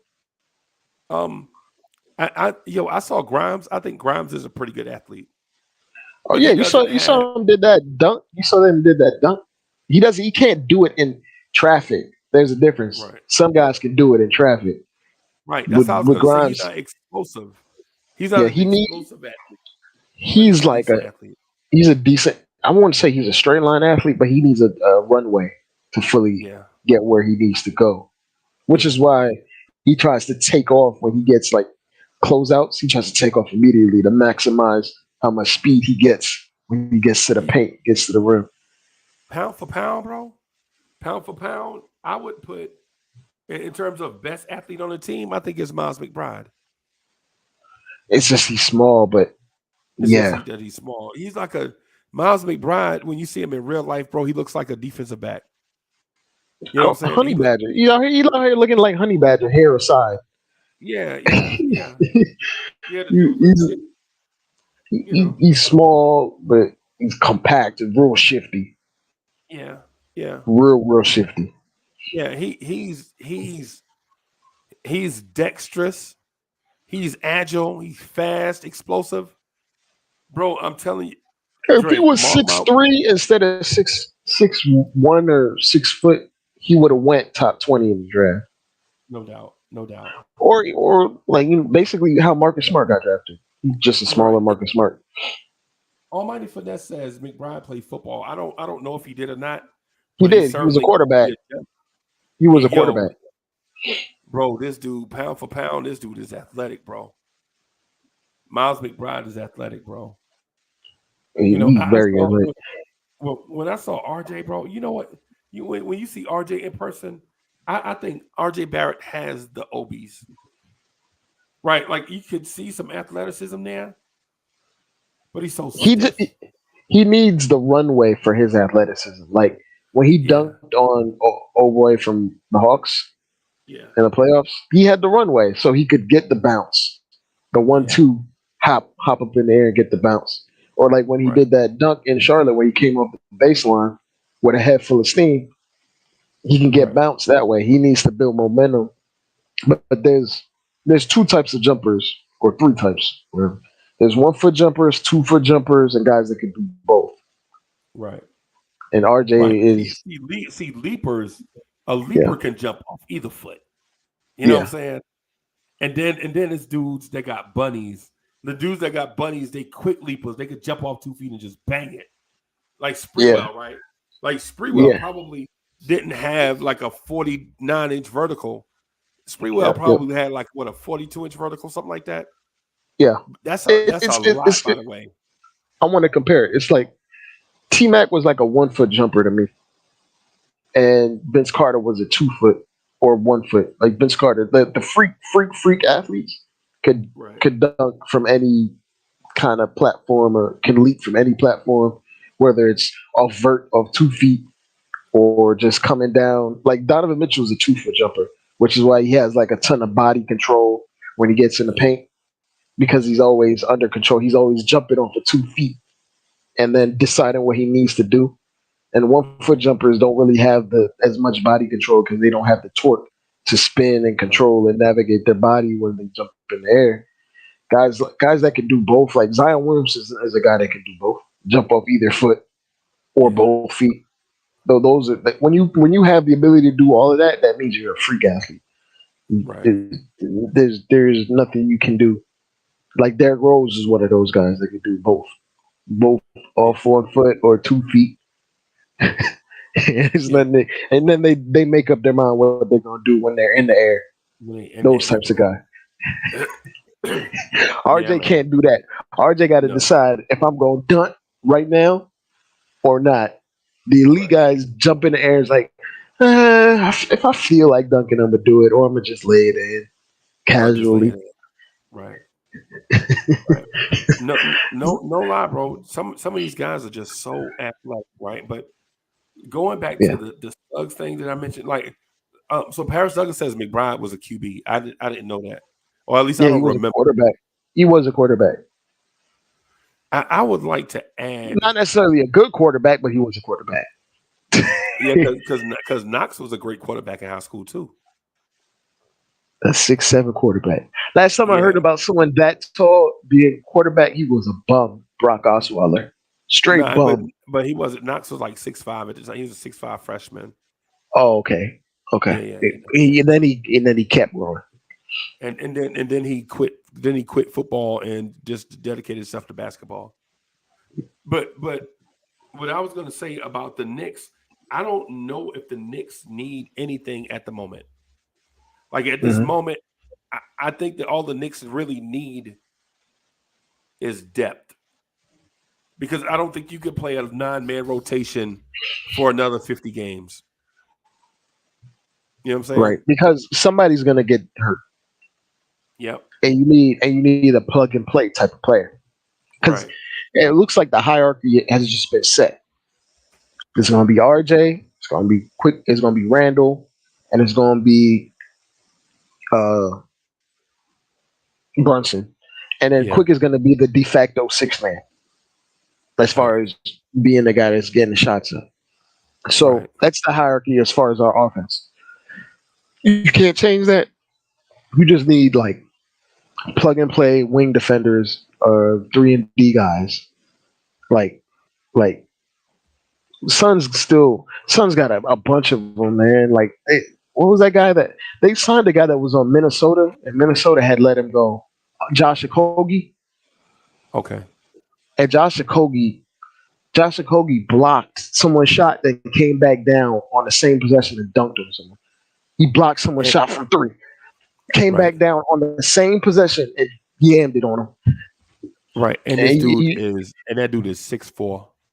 He's 6'4", but he plays a ton bigger than that. But he's one of those guys that actually has a football, but he's a linebacker size. He was a tall linebacker. He's built. And he has a long wingspan, and he jumps really high, so that lends to him playing bigger than what his size would indicate. Right. Yeah, man. But we need more guys like that in case of injury, because you see over there they have a bunch of interchangeable wings just because they're missing, what's his name? Mikael Bridges got hurt just now. Cam Johnson got hurt. Dang it. Jay Crowder is out, and they're never gonna have him back. So they have like a rotation of wing. I'm about to look up their roster right now and tell you. They have Damian Lee in their rotation right now. They love Damian Lee too. Yeah, Josh Okogie. They have Torrey Craig, Ish Wainwright. So it's like they have a bunch of those types of guys that you plug and play, because you need those types of guys when you already have a hierarchy of guys that are going to be the offense. Like if you already have CP and Booker and Ayton, you just need guys that know their role. We don't need guys to do anything more than play defense really hard and hit his 3.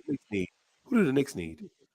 Well, for this particular roster, what are you trying to do with how we're playing right now? Like we're playing to go to the playoffs.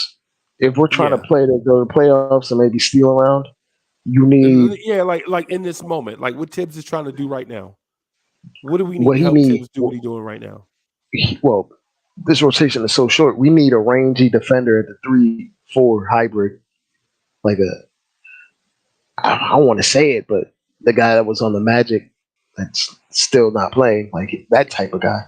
But everybody needs that type of guy. The guy's basically a pastor. That guy, super Christian guy. 6'11". Mohawk, that guy. I forgot. Jonathan Isaac. Yeah, Jonathan Isaac. We need like a switchy mobile defender, because we're out here running Sims and Isaiah Hartenstein lineups. If you get him, he a starter, bro. Oh, for sure. But that would move RJ to the 2. That would move RJ to the 2. Yeah. Does that disrupt chemistry though? I mean, he's not a high maintenance player. He's low maintenance. He gets all his points off hustle. I mean, he's on the Magic. He's kind of like you know what? You know who would probably be the most ideal player? Jeremy Grant. Jeremy Grant, he's shooting like 45% from 3. elite athleticism, can guard anyone 1 through 5. Let me make you laugh just real quick, and then I get back on topic, right? Yeah. Do you know who the Orlando Magic starting 5 is? Tonight, I have no idea. For the season is Jalen Suggs and Franz Wagner in the backcourt. Paolo at the 3. My God, Paolo that's at a the big 3. lineup. Bol at the 4, and Wendell Carter. Jumbo size, man. Their backcourt off the bench is Fultz and Anthony off the bench, and Gary Harris. Man, they had a lineup. They probably had a lineup out there tonight where the whole lineup was 6'10" or higher. Probably. They've done it earlier this year. I've seen them do it. Orlando is no joke, bro. When they figure it out, good luck, man. Just good luck. Once they figure out like cohesive, like how to play defense, basically, because the offense is gonna come regardless. Tonight they started Fultz and Wagner in the backcourt, Paolo at the 3, Bol at the 4, and Mo Wagner at the 5. You don't really realize how big Franz Wagner is until you see him in person. I went to an Orlando Magic game with the Knicks last year. Okay. And he was there, but he came off the bench. And when he stood next to RJ, it didn't make sense. Like I didn't think he was that big, but then RJ tried to guard him, and he was just towering over like a head over RJ. And I'm just like, he's really 6'10". He's really 6'10", bro. The ball don't lie. Thank you for your generous contribution. The ball don't lie says, just because you that dude, Freezy, yeah, man. Appreciate y'all, man. We just trying to do the best for y'all channel, bro. This y'all channel. We up here rocking, sore throat and all. We out here playing injured. We day to day, but we rocking because, you know what I'm saying, we want to give y'all a platform for y'all to come hang out and do y'all thing, man. Hopefully we can get y'all through, you know what I'm saying, get y'all kind of part way through the night, man. So salute to y'all, man. We got big and better things on the way. Man, I wish I could let the cat out of the bag. Dre know what I'm talking about. Dre know I ain't BSing y'all. Yeah. Yeah, a little something in it. A little smidgen. A little something. We got a lot of good things coming y'all way. Man, just be patient with us, hang out with us. Continue to smash the like button, subscribe. Hey man, my fascination with defense. I responded to the chat, man. Yeah. Offense gets you in the door. Defense wins you championships at the end of the day. Yeah. So it's like you can make the playoffs with a terrible defense, but outside of the Cavs, that one year with LeBron where he controlled the entire tempo of games, every team was a top 5 defense that went to the finals. Yeah. So it matters. It matters. They were also great on offense. You have to be both in this NBA. In prior iterations of the NBA, you could be completely top heavy with one side if you're dominant at it and win championships. But in this iteration where my fault for you, but in this iteration of the NBA, you need both to be consistently good. Because the 3-pointer is the equalizer. Yeah.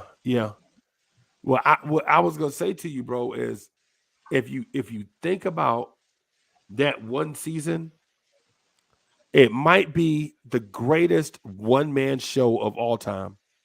Yeah. They went into the playoffs like ranked 20th in defense, and he just dragged them to the finals.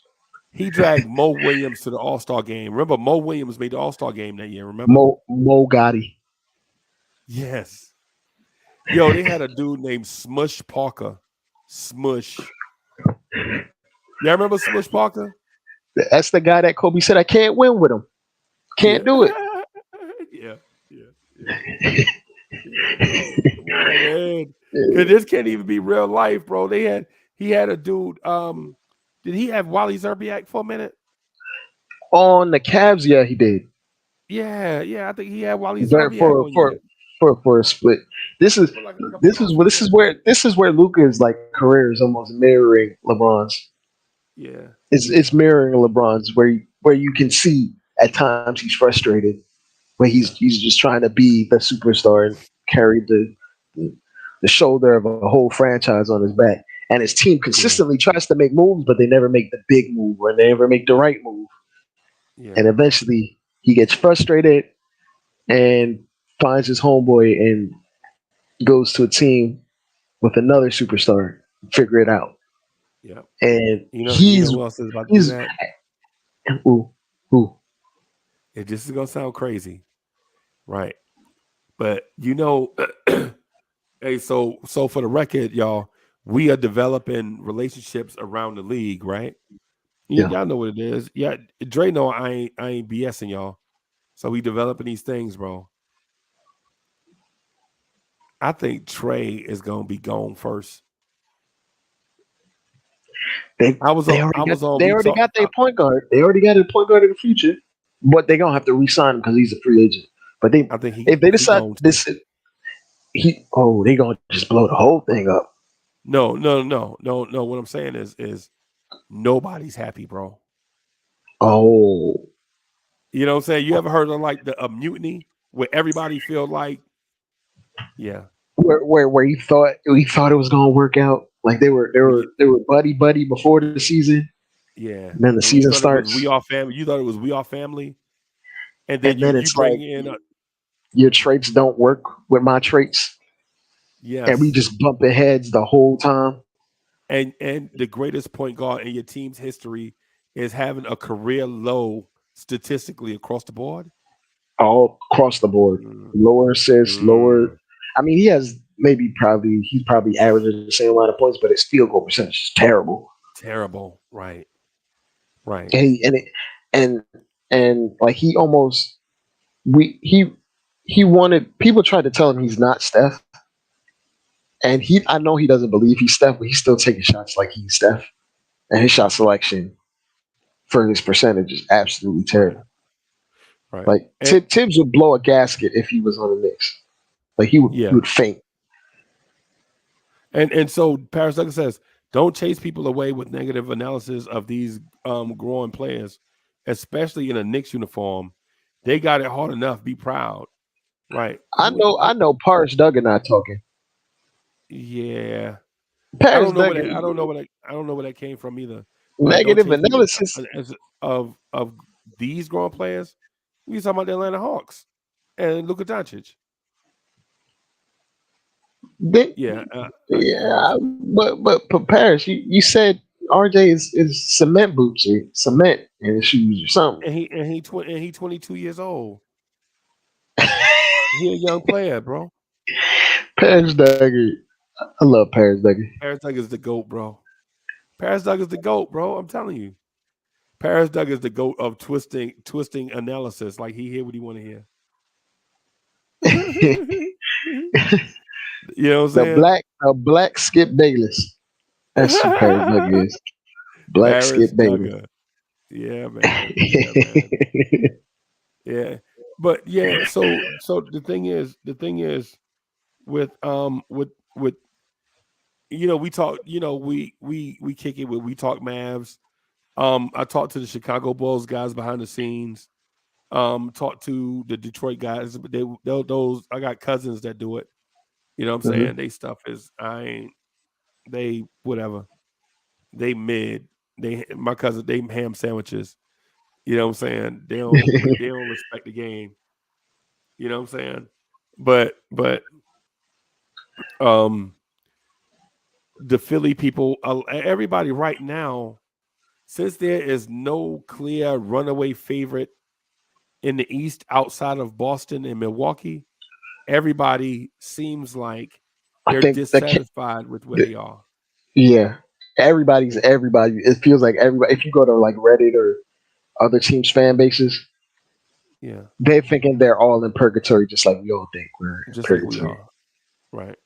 And it's just like at some point somebody's gonna have to fill these slots in the playoffs, man. Somebody got to do it.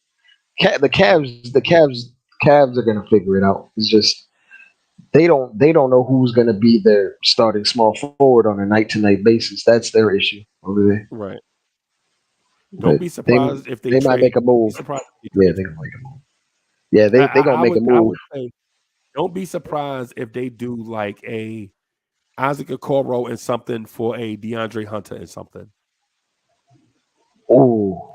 And if they get DeAndre Hunter, in Cleveland, matter of fact, I don't. And you know, What Isaac if they? Okoro is from Atlanta. What if they made a move for Jay Crowder To play the 3? I mean, he's getting older. He guards fours, but he can guard threes. He's really a jumbo wing. Yeah, Right? but Like he's really a jumbo wing.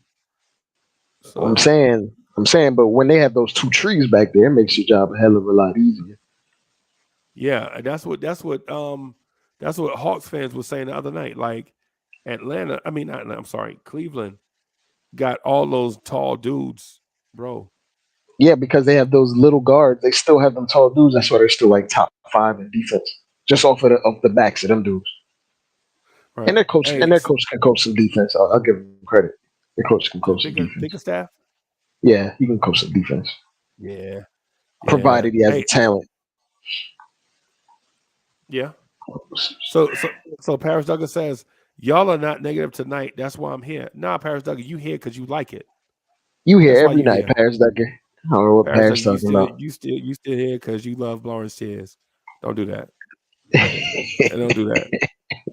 Don't do that. You here like you can't get enough of this Knicks talk, bro. That's why you here.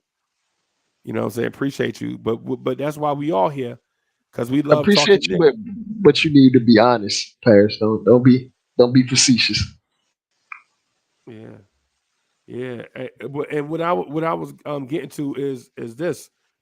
I wouldn't be surprised if a bunch of moves are made, since a lot of teams feel like they're in the middle of the pack, especially Dallas, especially Atlanta, especially Cleveland. I wouldn't even be surprised to see if Washington made a move. Right? To bottom out or to to try to make the playoffs. To try to compete, make the playoffs. They've lost like 8 in a row. What's the record right now? Like 11-18? Yeah. Maybe they can figure it out, but they aren't too far away. They need guard play, bro. They need guard play in the worst way. Yeah, they try to do the Monte Morris thing, but he ain't no starting point guard. Sorry. Nah, man, nah. See, because they score 111 points a game. They give up 113. They lost 8 in a row. They 1-9 in their last 10 games. I was watching that. I was watching that Denver Nuggets game. They cut to Beal on the bench. He's just sitting there shaking his head when the game was over. He mad, man. He basically has the entire franchise in his hands because of that contract and the no trade. So if he wants to decide, hey, I need to do something, do it right now. He's the fact. He almost has LeBron type power on that organization at this point. Because right now, and I know it's going to sound crazy for me to say this, but Bradley Beal might be the greatest Washington Wizard of all time. Right? Of all time. The bullets and all? Bullets and all, yep. He might be the greatest Washington Wizard of all time. I feel like maybe he'll pass John Wall in terms of like statistics. Well, he probably passed him overall in scoring by now. He already passed John Wall. John Wall missed a lot of games in his career. But at least John Wall took them to the playoffs as the best player. I don't think Beal has made the playoffs as the best player on the team yet in like 3 or 4 years. Yeah. At least John Wall led them to like a second round appearance as the best player. Yeah. But if we're tallying stats and all that, then that has to count for greatness. It all gets weighed out. So you might be right, because I can't think of someone that, like, the Washington Wizards usually get a guy that's great, but his greatness lasts 3 or 4 years. Yeah, and they're never good for 10, 15 years. Unless you're talking like Wes Unseld or something. Yeah, I'm talking about Wes Unseld. Yeah. Elvin Hayes.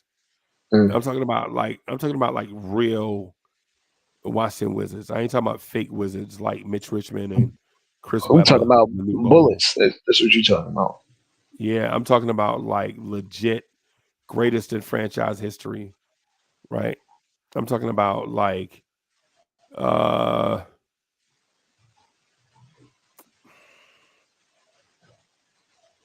Elvin Gus Johnson? Hayes.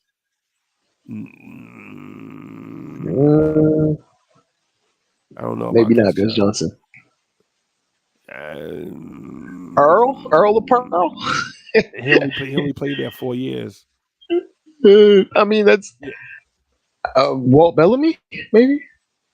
I'm just going off the players off the top of my head. Walt Bellamy. Um, Well, I don't know how many I'm saying in terms of years. impact, I think it's Bradley Beal, Wes Unseld, Elvin Hayes. Okay. In terms of impact, I think they won a championship.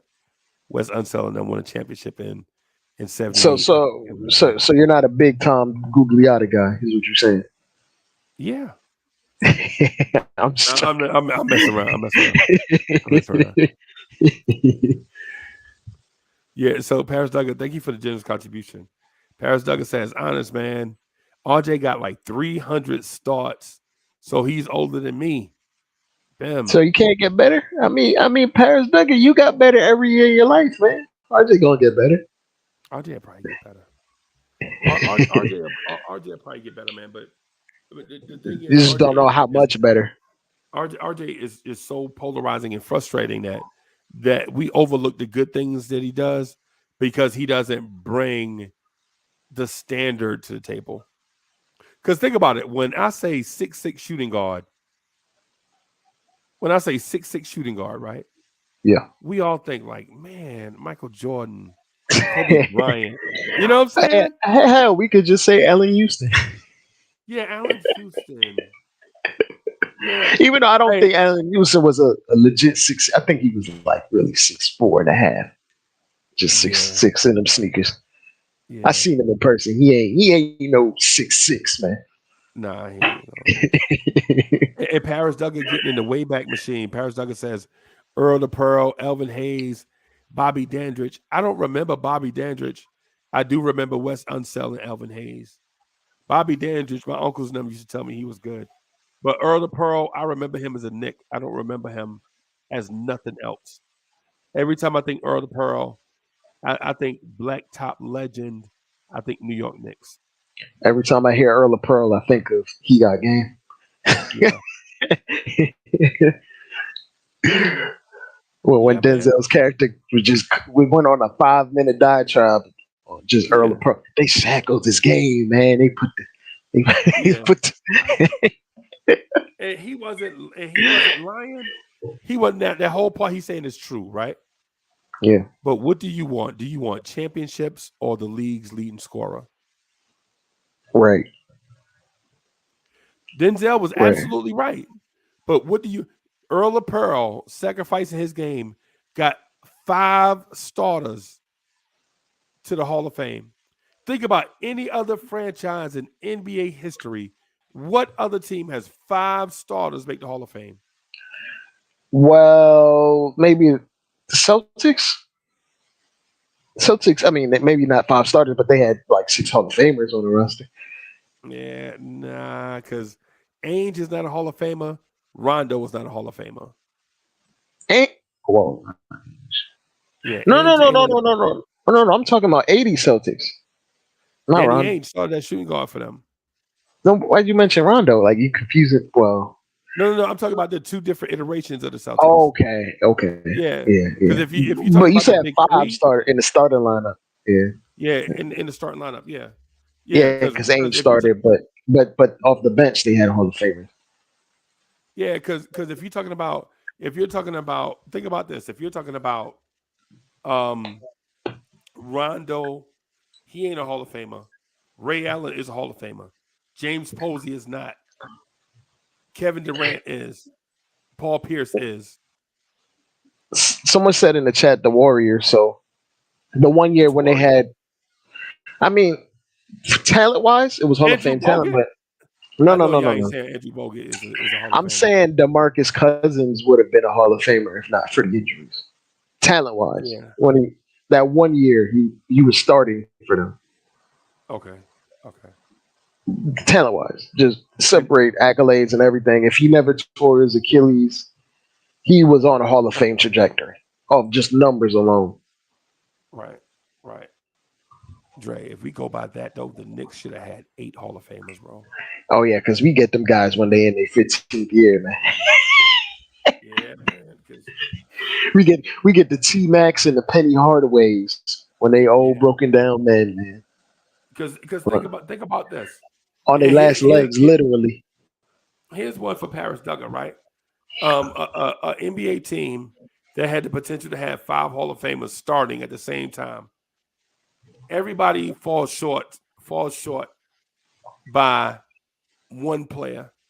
Everybody. Right? Because if you go back to the Bad Boy Pistons, right? The Bad Boy Pistons that had Adrian Dantley and Mark Aguirre, both of them should be Hall of Famers. They never played together. They got traded for each other. Right? What? But if you go Mark Aguirre or Adrian Dantley, both of them should be in the Hall of Fame. I know. I was gonna say, Freezy. What about the '60s Celtics? Because I know they had like 8 or 9 Hall of Famers at one time. But I mean, it's a different era, smaller league. But Don Nelson is not a Hall of Famer, bro. Casey Jones is not a Hall of Famer. If you talk about coaching wise, maybe. I mean, what? John Havlicek, Tommy Heinsohn, Bill Russell, Tommy Heinsohn, Bob Cousy. Right. Who's the 2 guard? Casey Jones. Yeah, that's what I'm saying. You don't consider him that, so. And other Jones, and other Jones. Sam Jones. Yeah, and Sam Jones. Yeah. So I mean, but it's a different era in a condensed league. So like there was no salary cap. They could have just got the best players and then just duked it out. Like it wasn't really. It's hard. It got harder the longer the league existed. Yeah, and it's hard having 5 stars sacrifice their game for 1 goal. Right. That's the hardest part. Honestly, that's probably the reason.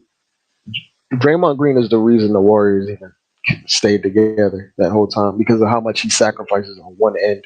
Well, both ends, really, because he does a lot of the dirty work. And he's cool with not averaging 15 points. Right. Or 12 rebounds or 10 assists. Because he's still one of the greatest NBA players of all time, despite his numbers. Yeah. He'll get the 7, 8, and 6. But your defense is gonna be on lock. And those 2 blocks that he has are like crucial blocks, bro. Yeah. Like momentum change. Because when he gets the block, he gets the ball, he gets in transition, and then Curry's lining up a 3 before you even turn that. I'm gonna do the super chat real quick. Paris Duggar, thank you for the generous contribution. Paris Duggar says, RJ has been great lately, indeed.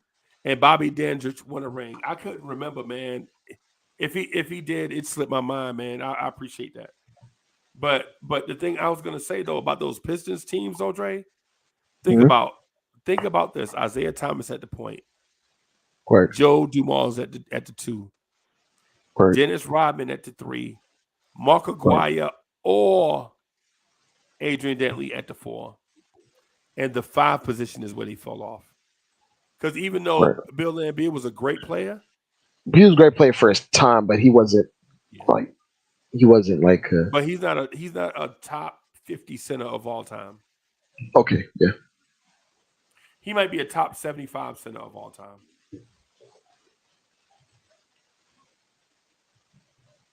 Yeah,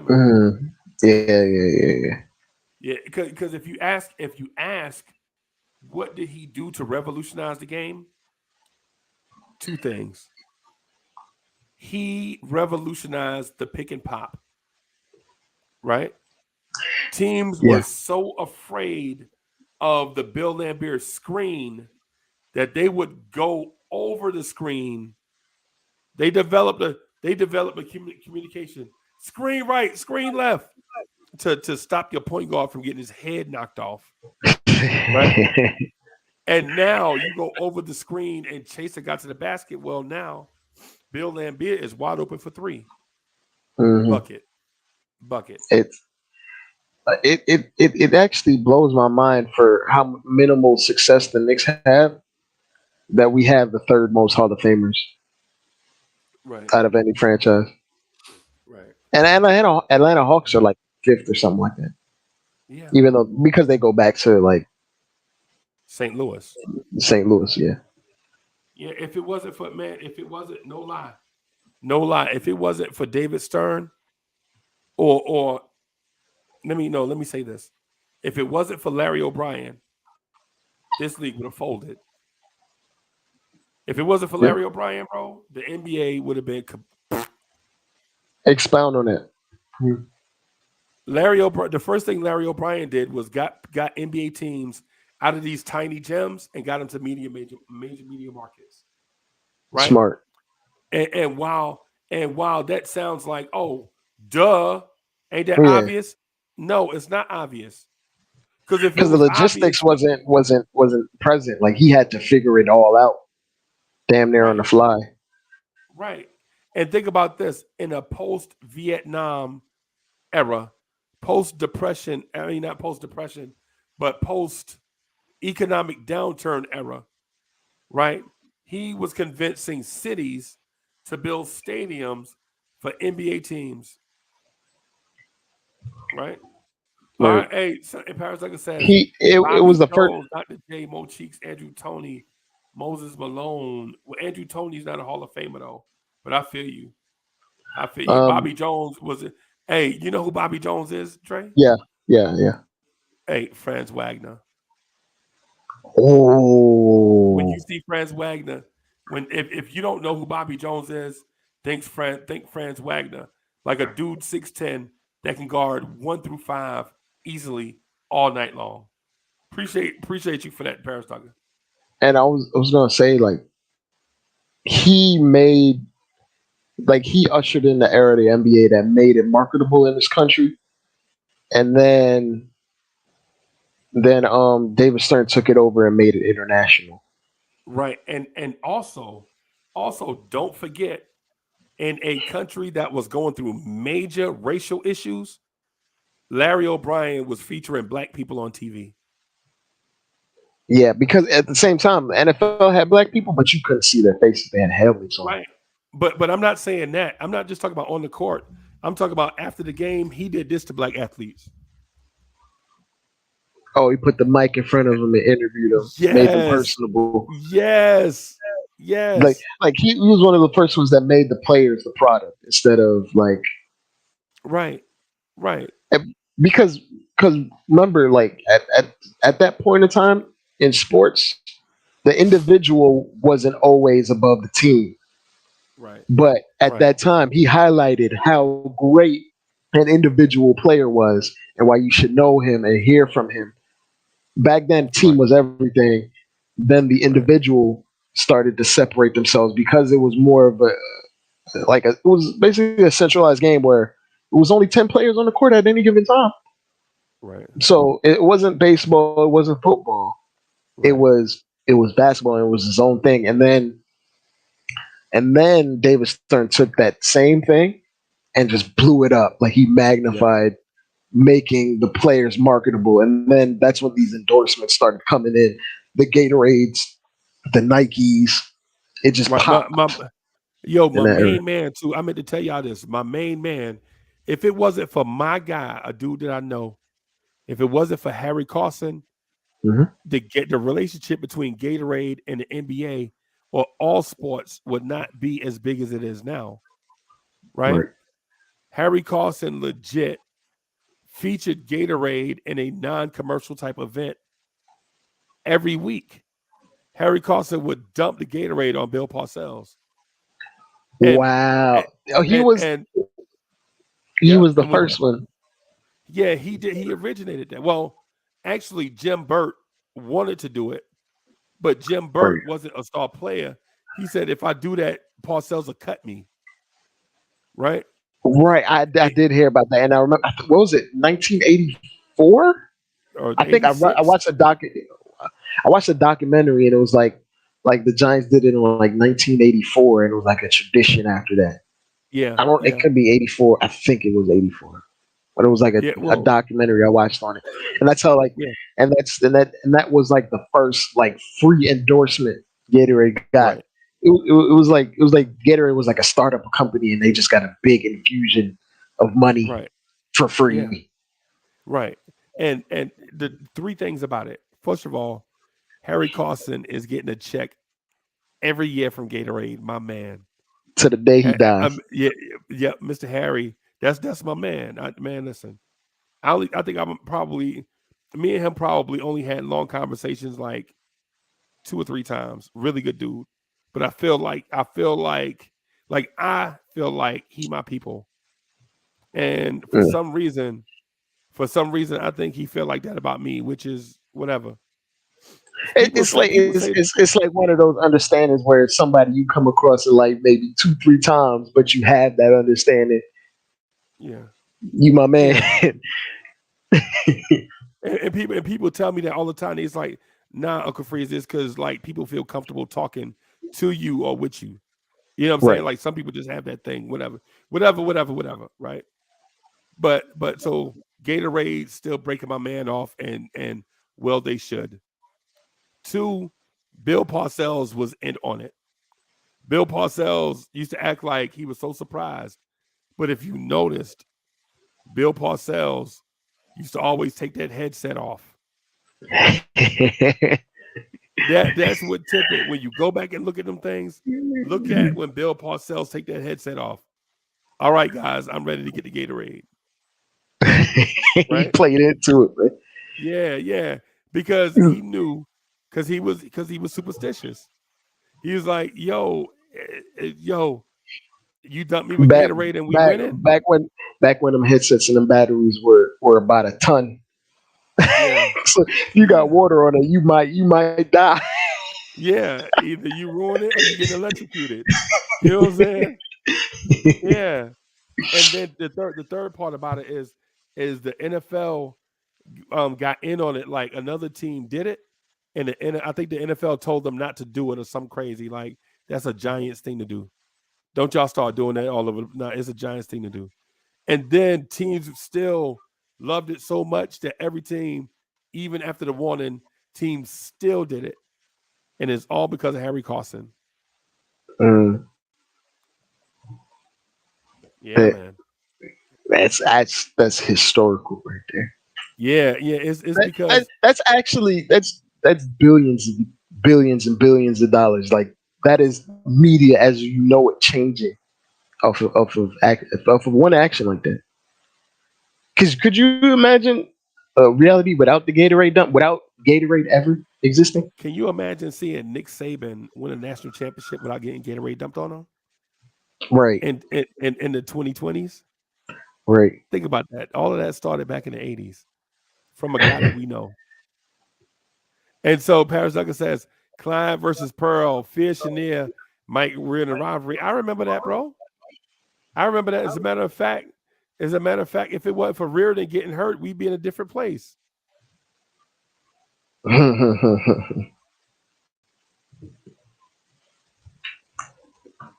It like my other part of my family. My dad wasn't really a big football guy, but his brother is a huge Giants guy. So like I got a little bit of a little bit of insight and history on a lot of Giants stuff. Even though I'm a Jets fan, for I don't know why. Well, I do know why I chose being a Jets fan, but I should have just chose the Giants. I had the out right there.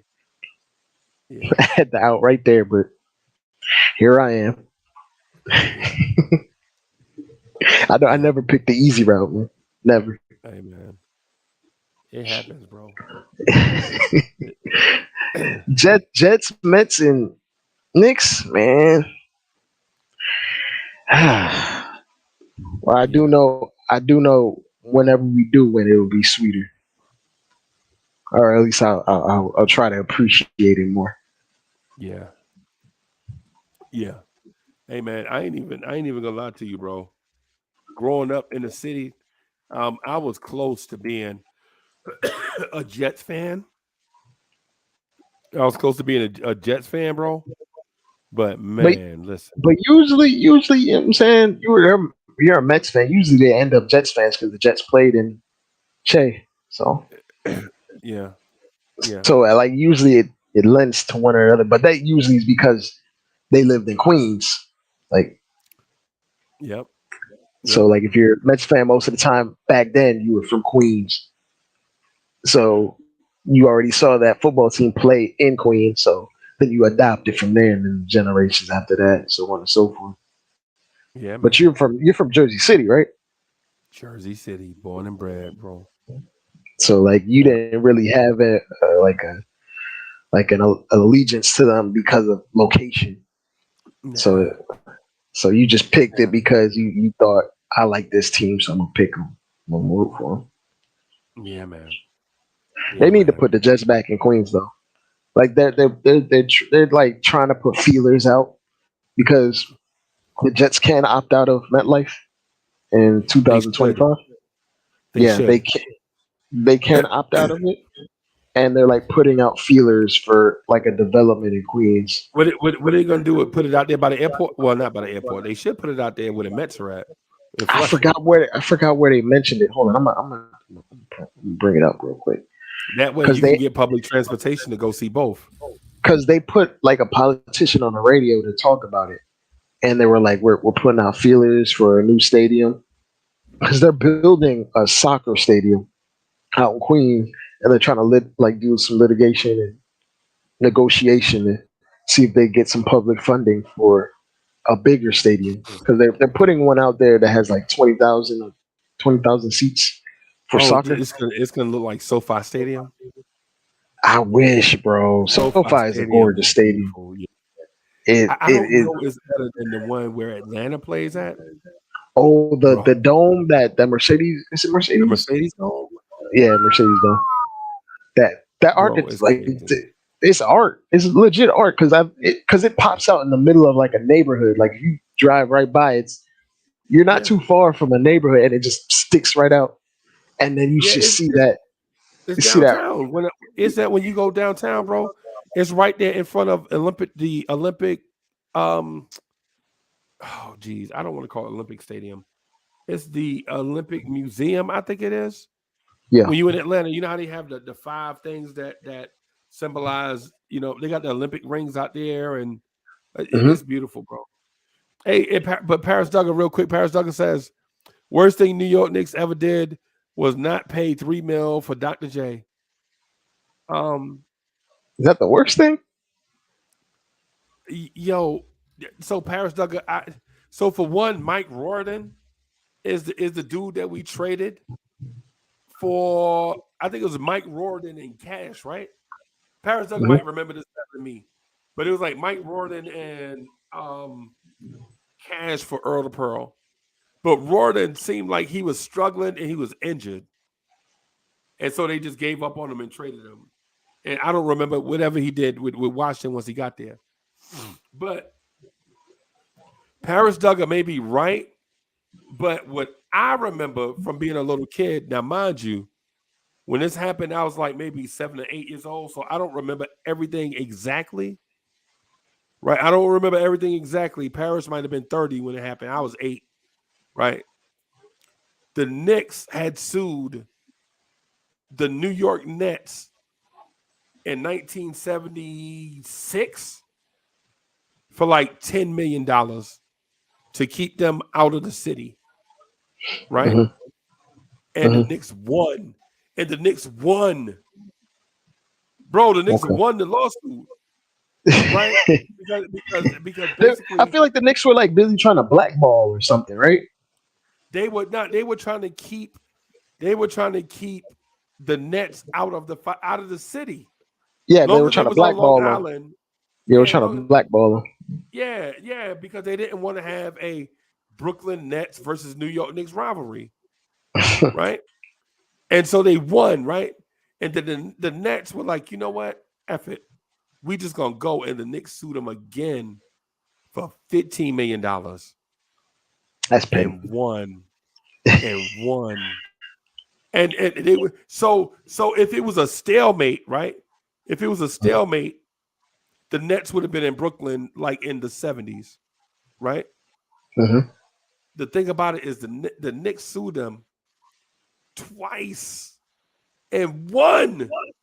It was a miracle, bro. It was like the most Hail Mary of the most Hail Mary attempts ever, and they won. And so what happened is when the Nets had to pay the Knicks all that money, they couldn't afford to make payroll. Right. And for that so they reason, had to pay. Dr. J was traded to the Philadelphia 76ers for $5 million cash. Wow. I know. Paris Duggar, I know, but I know Paris Duggar. I know. I remember that. But in a bidding war, bro, I think they had to. I think Philly owner. I think they begged Philly owner for $5 million, and he was like, "Okay, yeah, I'll okay." All right, man. Just take it. For Dr. J. Okay, all right. Hey, Freezy, they wanted to I don't not to detract, but they wanted to build like the proposed stadium to be in Willets Point, which is like right next to City Field. Right next to City Field. Like in that whole area where they have all those chop shops and mechanics and they gonna get that all the way up out of there. But the only thing that might be an issue is Steve Cohen wants to build a casino there. Yeah. So and what Steve Cohen wants, he gets. Yep. He made $3 billion last year, so he gets what he wants. So I also heard he wanted to build. It up kind of like what Atlanta did, like a whole bunch of hotels, tellies, and shops, all that stuff. Like build up all the real estate around there. Well, I guess the same thing. Casinos, hell, it's the same thing. Yeah, because casinos are hotels. Yeah. Casinos. They'll have like little penthouses and stuff, and everything. Yeah. So like he's trying to like monopolize and basically use Citi Field as a leverage. Like, come to a game, you can come right over to this casino and this hotel, 2 for 1. Especially if you're coming from out of town. Especially if you're coming out of town. And then if you want to go, that you can catch that JFK terminal right there, take you right where you need to go, in and out the city, no time. Yep. Bro, it's crazy, bro. In and out the city, no time, with a couple $1,000s less in your pockets. Pretty much. What's that, Adam? Good bounce. Yeah, man. Peace, Adam. Yeah, it's getting late, man. I'm about to take my ass to bed. Yeah, I'm gonna have to get it because it's swear words. Take care of that throat, man. Drink some green tea with some lemon and honey, and you'll be feeling good for Friday's game. Yeah, man. I'm gonna try to get up in the morning, but we'll see how things go. Again, hey, make a hot toddy. Bam, there it is. Hey, Trey, how you like that apple pie, man? Hey, ain't nothing wrong with an apple pie, man. It used to be $2 for $1, but McDonald's think they're expensive now. Yeah. Yeah. All right, y'all. We gonna get out of here. Hey, man, thank y'all for hanging out with us. We'll try to get back together as soon as we can. Oh, man, Hoodie kept something. Harris says, I'm at 90th and Broadway. Good morning. My man, Paris Duggar. Eddie Cat had the hard-hitting question at the wrong time, man. Everybody getting on. We got plenty. We got a long life to live, bro. We have long lives to live. We at another time, man. Peace, All right, peace, y'all. Peace, Duggar.